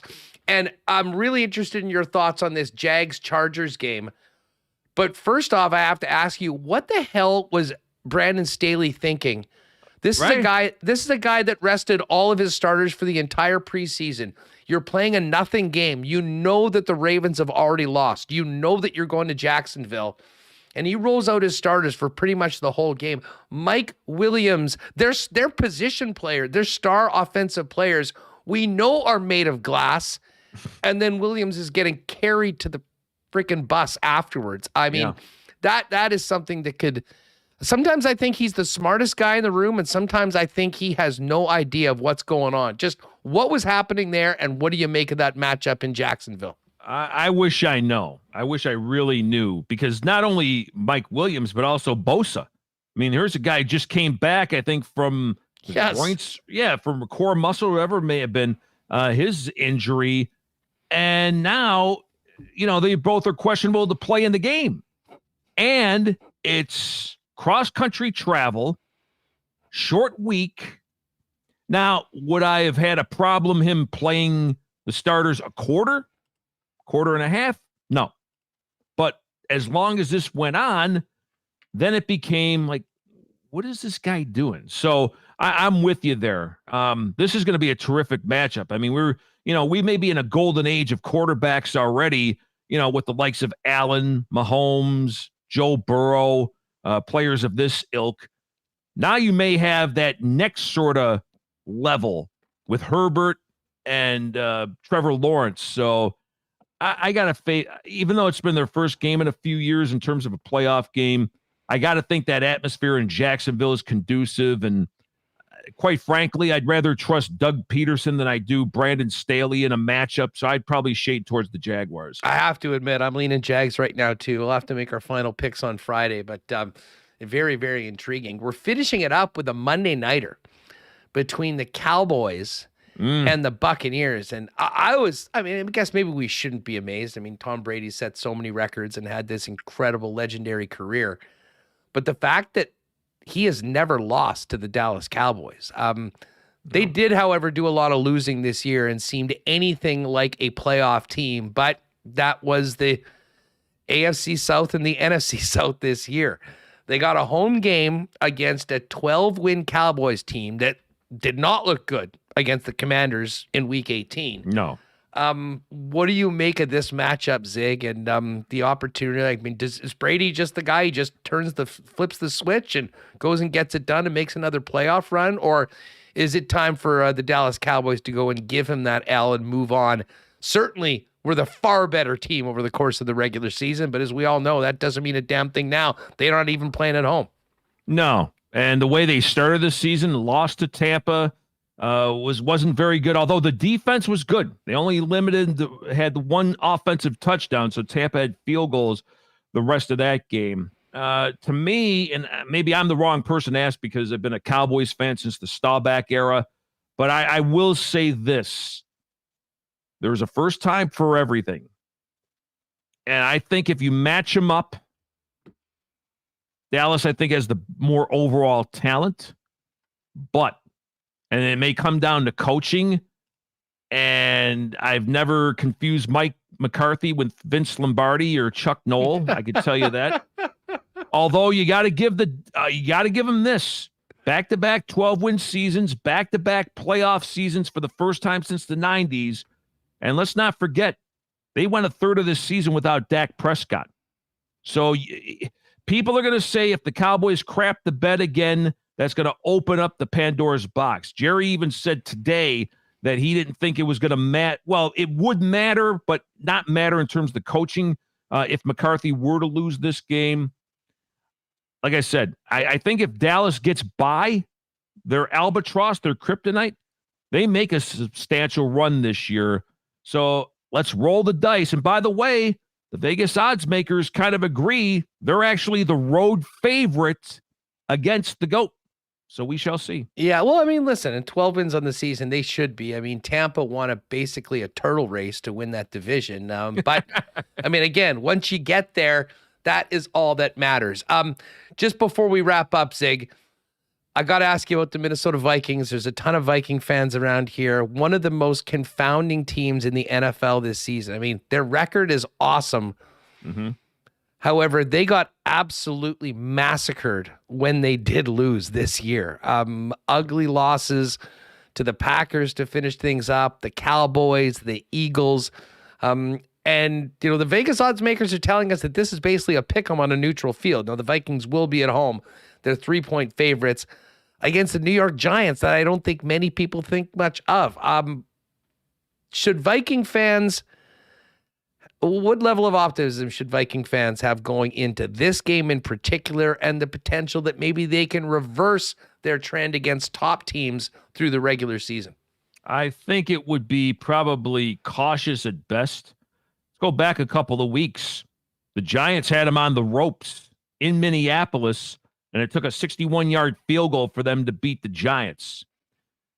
Brian Daboll, to me, has got to be coach of the year. There's no question about it. I mean, he inherited a team that's been a non-factor, non-interesting, non-everything, and they won 9 games. And did wonders, I thought, with Daniel Jones, who they couldn't run out of here fast enough in the New York area. So, and I think, by the way, O'Connell's done a nice job his very first year with the Minnesota Vikings. There's no question about that. But again, from the... there's a mantra in the state of Missouri, Hustler Ram, it's called the show me state. The Vikings have to show me, and especially Kirk Cousins, that he can win a big game. To me, the Giants have nothing to lose. Like you said, nobody expected much from them this year. So I think that's the attitude Daboll and them are going to go in there. Hey, nobody's expecting us to win. Let's go out there, let it rip, have some fun, Wouldn't stun me at all if the Giants pull off the win there on Sunday. Hey, just before we go, speaking of the Giants, I read a report today that Daniel Jones and his representatives are wanting a 4-year deal at $46 million per. Well, how's that going to go over in NYC if that happens? And I guess in a lot of ways, win this game and maybe we can talk, but it is about this weekend for Daniel Jones. And then I imagine the Maris and the team will figure out what's next. Yeah, once everybody's revived from the shock. I mean, my gosh, that's a bad term, but in terms of, man, I would never pay that. I mean, Daniel Jones is a nice young quarterback. Now, if it's 4 years, $46 million total, then I might do it. But no, I think he's one of these guys who probably, to me, would probably have to get maybe a bridge deal, 2-3 years, 25 to 30 million, because it is the going rate for the quarterback. So it's interesting because they didn't pick up the 5th-year option. Did Daboll do enough to fix him, or does he think there's a quarterback out there via free agency, via, who knows, maybe trade that could be an upgrade? It's going to be interesting to see. But Daniel Jones, I think, will have a starting gig somewhere. I think he did enough this year to say, people, you know what, some good coaching. And for once, Hustlerama, you'd actually like to see this kid have healthy receivers and a healthy line and also consistency at the coordinator spot, because, yeah, he's had his moments, but a lot of that is because of the factors that I just laid out. You know, you like to see him have a healthy set of receiving core. Even Barkley stayed relatively healthy this year. I think that was one of the key reasons he succeeded. Zig, this was awesome, as always. Thanks so much for doing this. Enjoy the games on the weekend, and maybe we'll have to talk about Jets and Bruins in the playoffs a little later on this season on the ice. Well, they had a pretty good meeting. What was it, a few weeks ago? Boston pulled that out, and the old trick stanchion in the back that gave the Bruins a freebie on a Pasternak's stick, and it completely turned the game around. Better lucky than good, but it'll be a good one when they play in Winnipeg later, right? Oh, you know, I was just about to say, we'll make that happen. Maybe if we can't hook up later on the playoffs, that'd be great, but we'll for sure try and do something closer to that Jets-Boston game later on this year. Anytime, my man. Anytime. You're the best. Thanks, Zig. There it is. Zig Fracassi getting us ready for Super Wildcard Weekend in the playoffs next week in the National Football League. All right, we've got some bones for you. Rick Bowness has spoken. We're going to get those clips in just a minute, but do have to thank our friends at the Nick and Nicky DQ Group for their great support of Winnipeg Sports Talk. You know it. 4 locations in Winnipeg and Southern Manitoba, the DQ in Niverville, as well as 3 Winnipeg locations, DQ Northgate, DQ Polo Park, and DQ St. Anne's. Pop by to get your Blizzard fix at any of the 4 Nick and Nicky DQs. Check out those amazing stack burgers right now that are so underrated when it comes to the hierarchy of fast food burgers, right up at the top. And hey, if you've got a gathering party that you want to step up, ice cream cakes or Blizzard cakes available as well. And you can always get them at DQ Manitoba on Instagram as well if you want to custom order something for a quick and easy pickup at any of the 4 Nick and Nicky DQs. Hey, if you're going to crack a few beers tonight for the game, make sure that it's Little Brown Jug.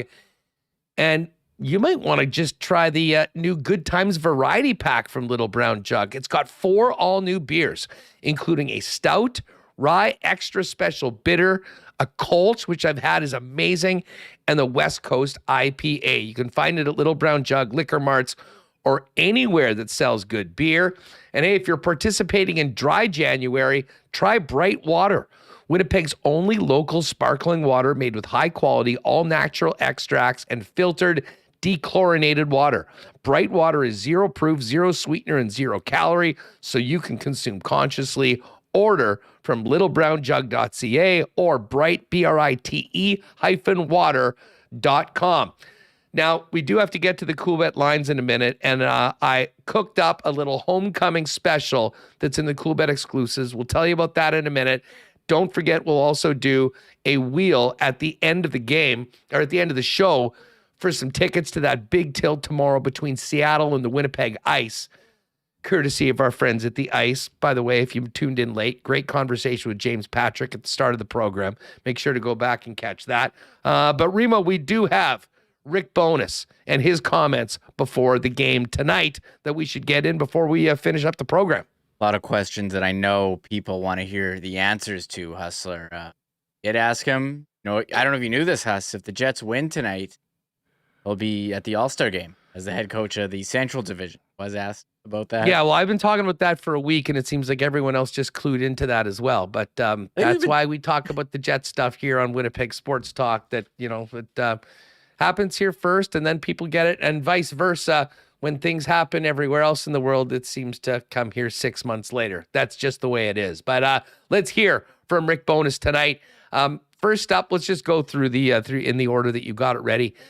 Here's Bones on the first half of the season, and his team a win away from clinching that best winning percentage in the Central Division. We're happy where we are.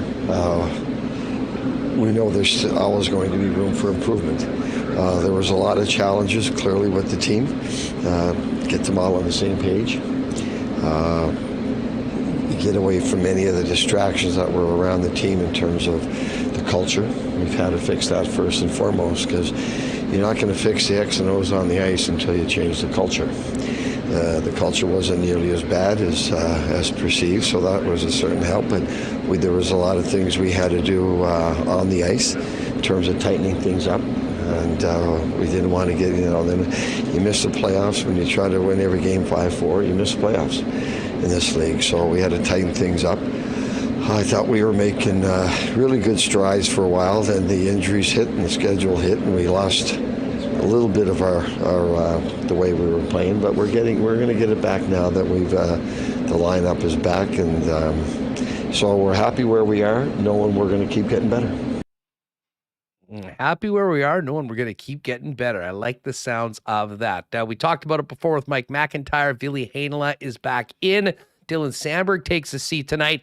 Here's Bones on the decision to get Ville Heinola back in the lineup. And Ville played very well. Again, when we got healthy, he lost his spot, not because of his play, just because of the veterans were coming back. So we want him to play like he hit those last couple of games that he played really well for us. And nor do we want a young defenseman like him sitting out too long, right? So did Sandberg play his way out of their lineup? No, but either did Ville. So they're young, and we want to keep everyone going. And we've got a busy week, 3 games in 4 nights, so it's a good chance. And we told Ville last week, you're going to play this weekend. So he's in. All right, so there's Ville Heinola in, and Dylan Sandberg gets a seat tonight. And, of course, with back-to-back games Thursday, Friday, you have to imagine that both of those individuals will be seeing action this week. Obviously, Connor Hellebuyck, a bit of a homecoming for him, the Michigan native playing there. And Bones was asked if the new system has helped Hellebuyck get back to his Vezina Trophy level. Well, I told him when I got the job, I called him and said, we're going to try to make your life a lot easier. And I think if you talk to him, he would agree with that. I think we're giving out probably more shots than we wanted, but most of them are from the outside, which we're willing to do. I think we've cut down on the grade A's in front of him, and that was the most important challenge for us. So the rest of the details in terms of giving up those outside shots, we'll straighten those out. But the most important thing was to make life easier for him and cut down on the traffic in front of him, cut down the grade A's in front of him. And I think he would be the first to tell you that we've done that. All right, so there's Rick Bowness on Connor Hellebuyck. That's kind of funny, the story about the conversation. And he is certainly not wrong on any of those points. Bones was asked what he learned about the team, his team, throughout the first half of the season. Resiliency, like any good team, you have to be resilient. You got to find different ways to win, and you got to have different guys contribute. And you got to have good specialty teams. So our penalty kill obviously has been great. The goals against has been really good.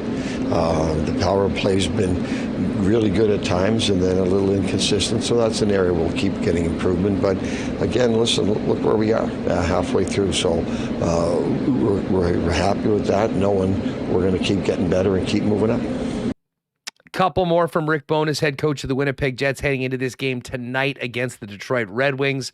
We'll get to the All-Star game in a second, but Bones also expanded on the tough December, certainly schedule-wise with, as busy a schedule as I can ever remember a team having, not to mention that being compounded by all the players that were out of the lineup. Here's what he had to say about last month.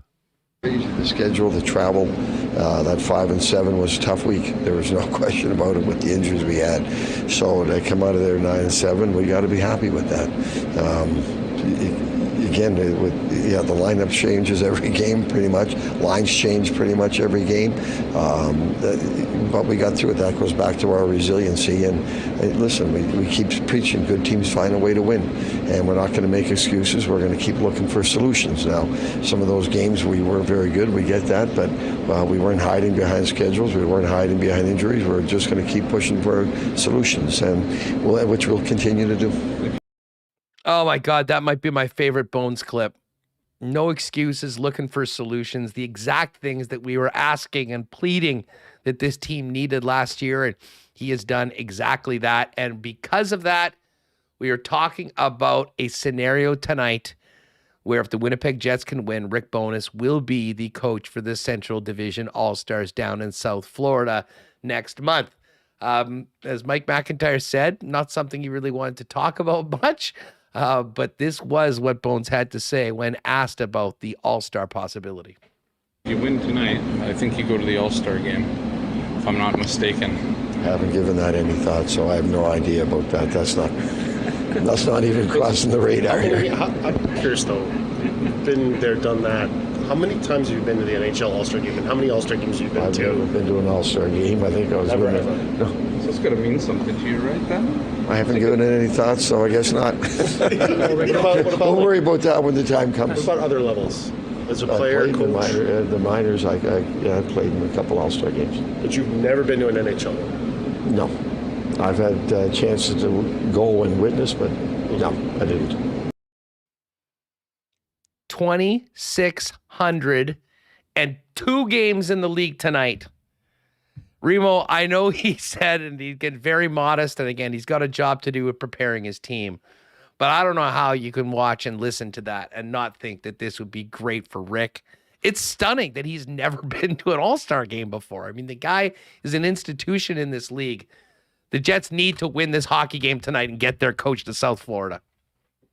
Yes, I'm on the Get Bones to the All-Star game narrative. Look, you say, you haven't thought about it. It doesn't matter. I think when you're honored among the best in the league at a premier event like that, I think that would be a pretty cool feeling.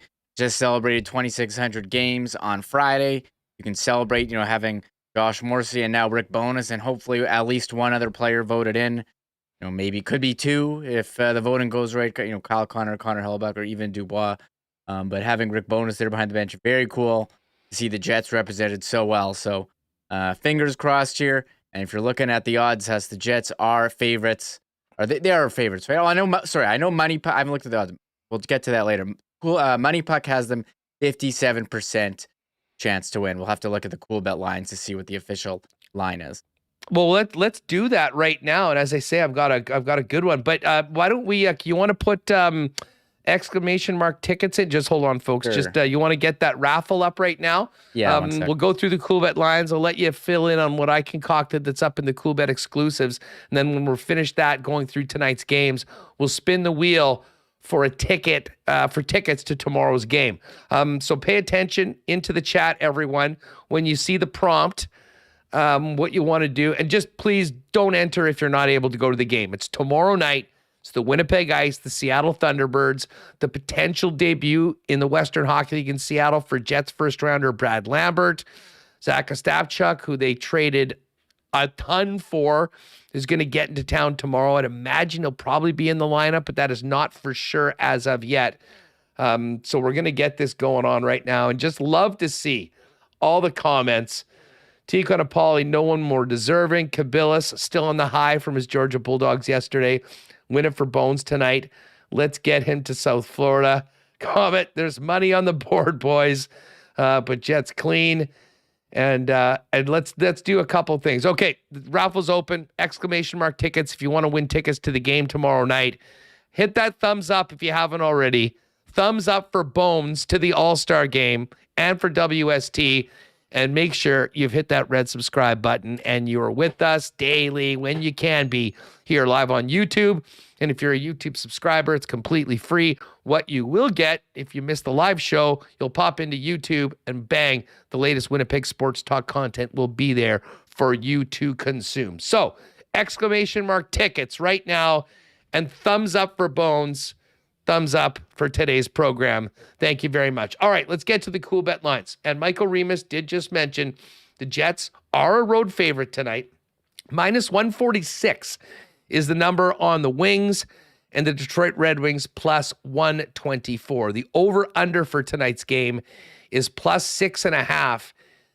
And if you go to the Coolbet exclusives, I've got a little homecoming special for tonight's game.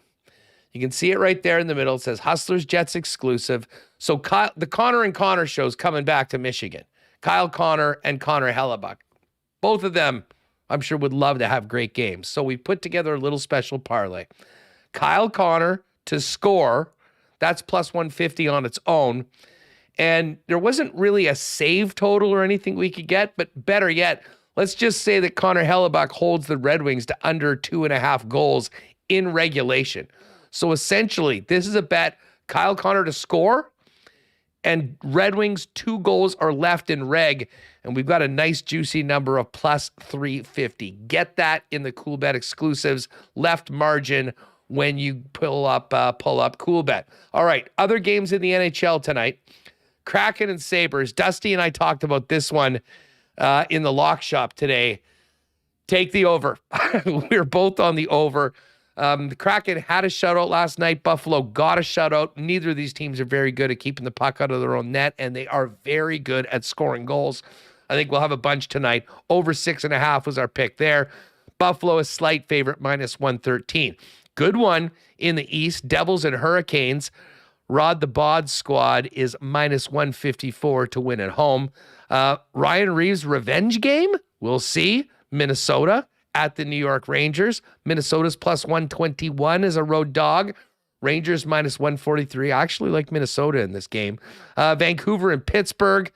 Pittsburgh, who's stunk as of late, minus 190 at home. I think that speaks to where the Canucks are right now and how they've been playing as of late. Tampa, a huge favorite against Columbus. No surprise. Dallas and the Islanders. Dallas is a slight road favorite, minus 121 on Long Island against the Islanders, plus 103 at home. Calgary's minus 166 against St. Louis. Blues have lost every game after at home after a long road trip. They're doing it again tonight if the trend continues. That'll be a win for Calgary. Other 2 games tonight, Sharks, Coyotes, minus 140. Sharks favored on the road. And Pomo and the Panthers head to Denver to take on the Avalanche. The Avalanche minus 131 and the Florida Panthers 111. And as I mentioned, Jets minus 146 to win. Total for the game 6.5. But if you do like that little exclusive, Kyle Connor to score, Red Wings under 2 goals, or under 2.5 goals in regulation, that's plus 350. Get it in the exclusives. And just a very quick look at the NFL latest lines for the playoffs. Niners 10-point favorites against Seattle Saturday afternoon. Chargers 1-point favorites in Jacksonville Saturday night. Bills Dolphins numbers dropped a little bit. I believe it was at 10.5 before. It's now 9.5. Buffalo favored at home over the Dolphins. That number also tells us it's highly unlikely that Tua is going to be playing. Vikings 3-point favorites at home Sunday afternoon against the New York Giants. Bengals and Ravens in the Natty, a rematch of the Week 18 game where Buffalo basically left the starters at home. Cincinnati 7-point favorites. That also indicates to me I don't think we should be expecting Lamar Jackson. And the final game, this one has moved. It was 2.5 yesterday. Cowboys now 3-point favorites in Tampa against the Buccaneers. As far as the futures go, Super Bowl, KC plus 340, Bills plus 380, Eagles plus 525, and Niners plus 550. Don't sleep on the Bengals, though, 9-1. Those are your top 5 teams and the favorites when it comes to the NFL playoffs. All right, last call for tickets. I think everyone's pretty much put it in. But if you haven't, exclamation mark tickets.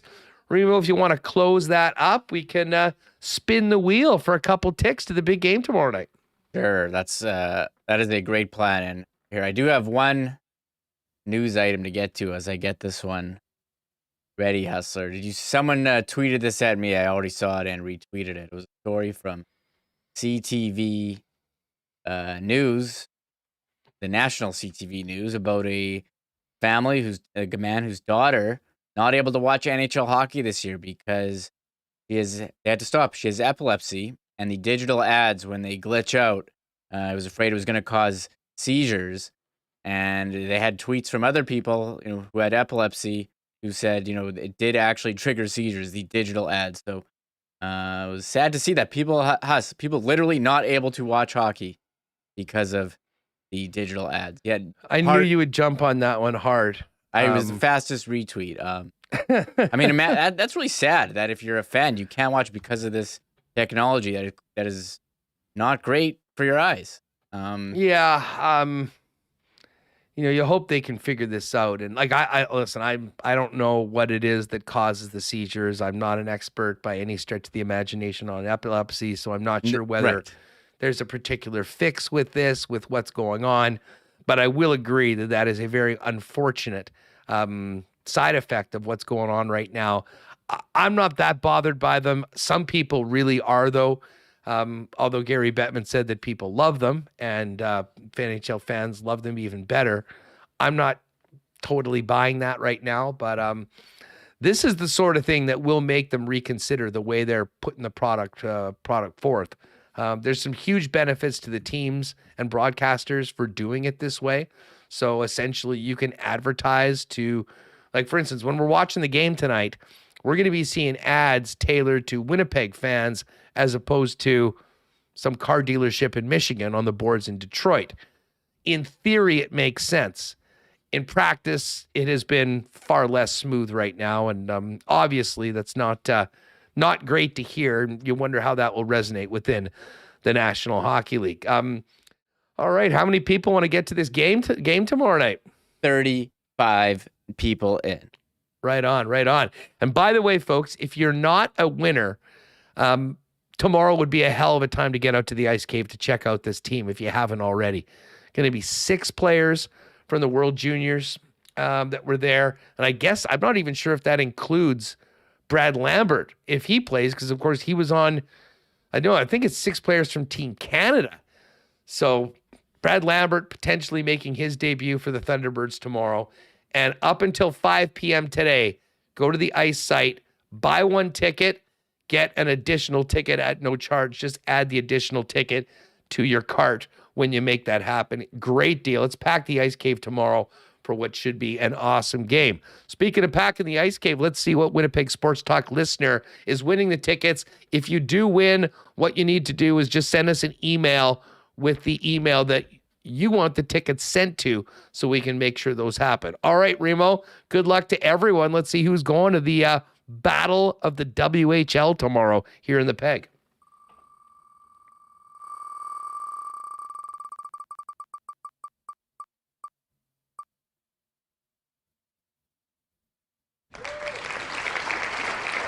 JGJC12345. It's maybe the most anonymous YouTube handle I think we've ever had on the program. But JGJC, let us know. Just take maybe a screen cap of your thing so we know that it's you. Send it over to us, winnipegsportstalk@gmail.com. Let us know where you want us to send the tickets to, and we will set that up. And for everybody else, as we mentioned, Isha Boy Bruce mentioning it, he's already taken his chance to already taken his opportunity to get that buy one get one. It's on until 5 p.m. tonight.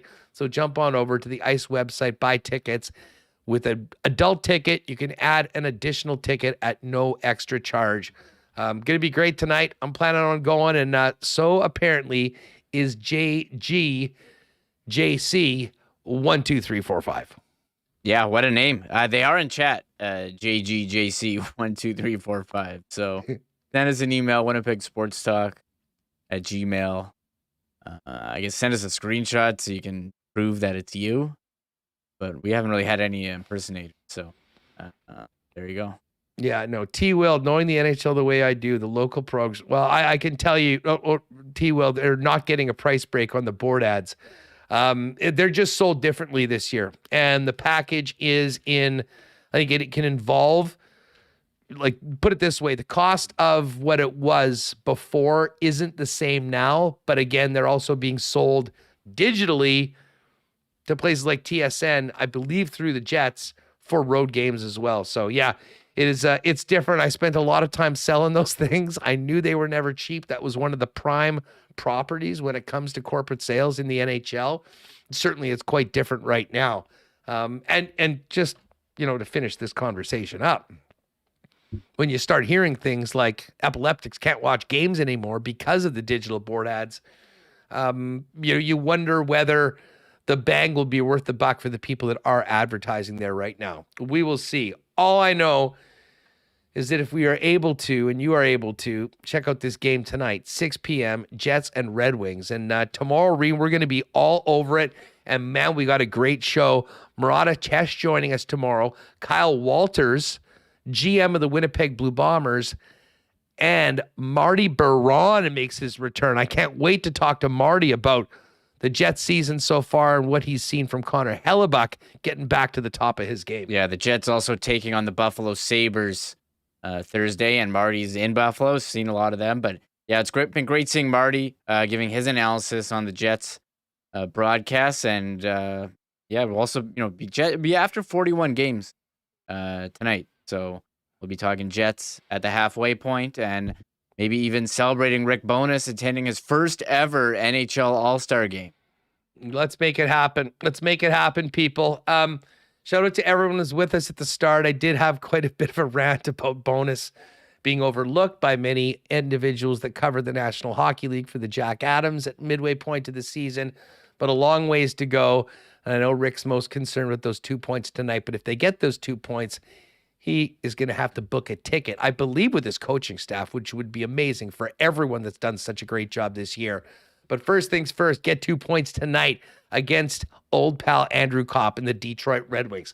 Thanks to everyone that's been with us today on the program. Join us tomorrow. Murat, Marty Baron, Kyle Walters. It will be a banger, and we'll look ahead to 2 more games on this road trip in Buffalo and Pittsburgh for the Winnipeg Jets. Thanks to the sponsors that make this show happen each and every day, everyone listening on the podcast, and all of you gang with us here on YouTube. Thumbs up for Bones. Hit that red subscribe button. Enjoy the game tonight, and we'll see you tomorrow right here on WST. Oh, my God! Oh! Shut it down! Let's go home! Thanks for tuning in to Winnipeg Sports Talk Daily. Make sure to subscribe on YouTube and your favorite podcast feed at Winnipeg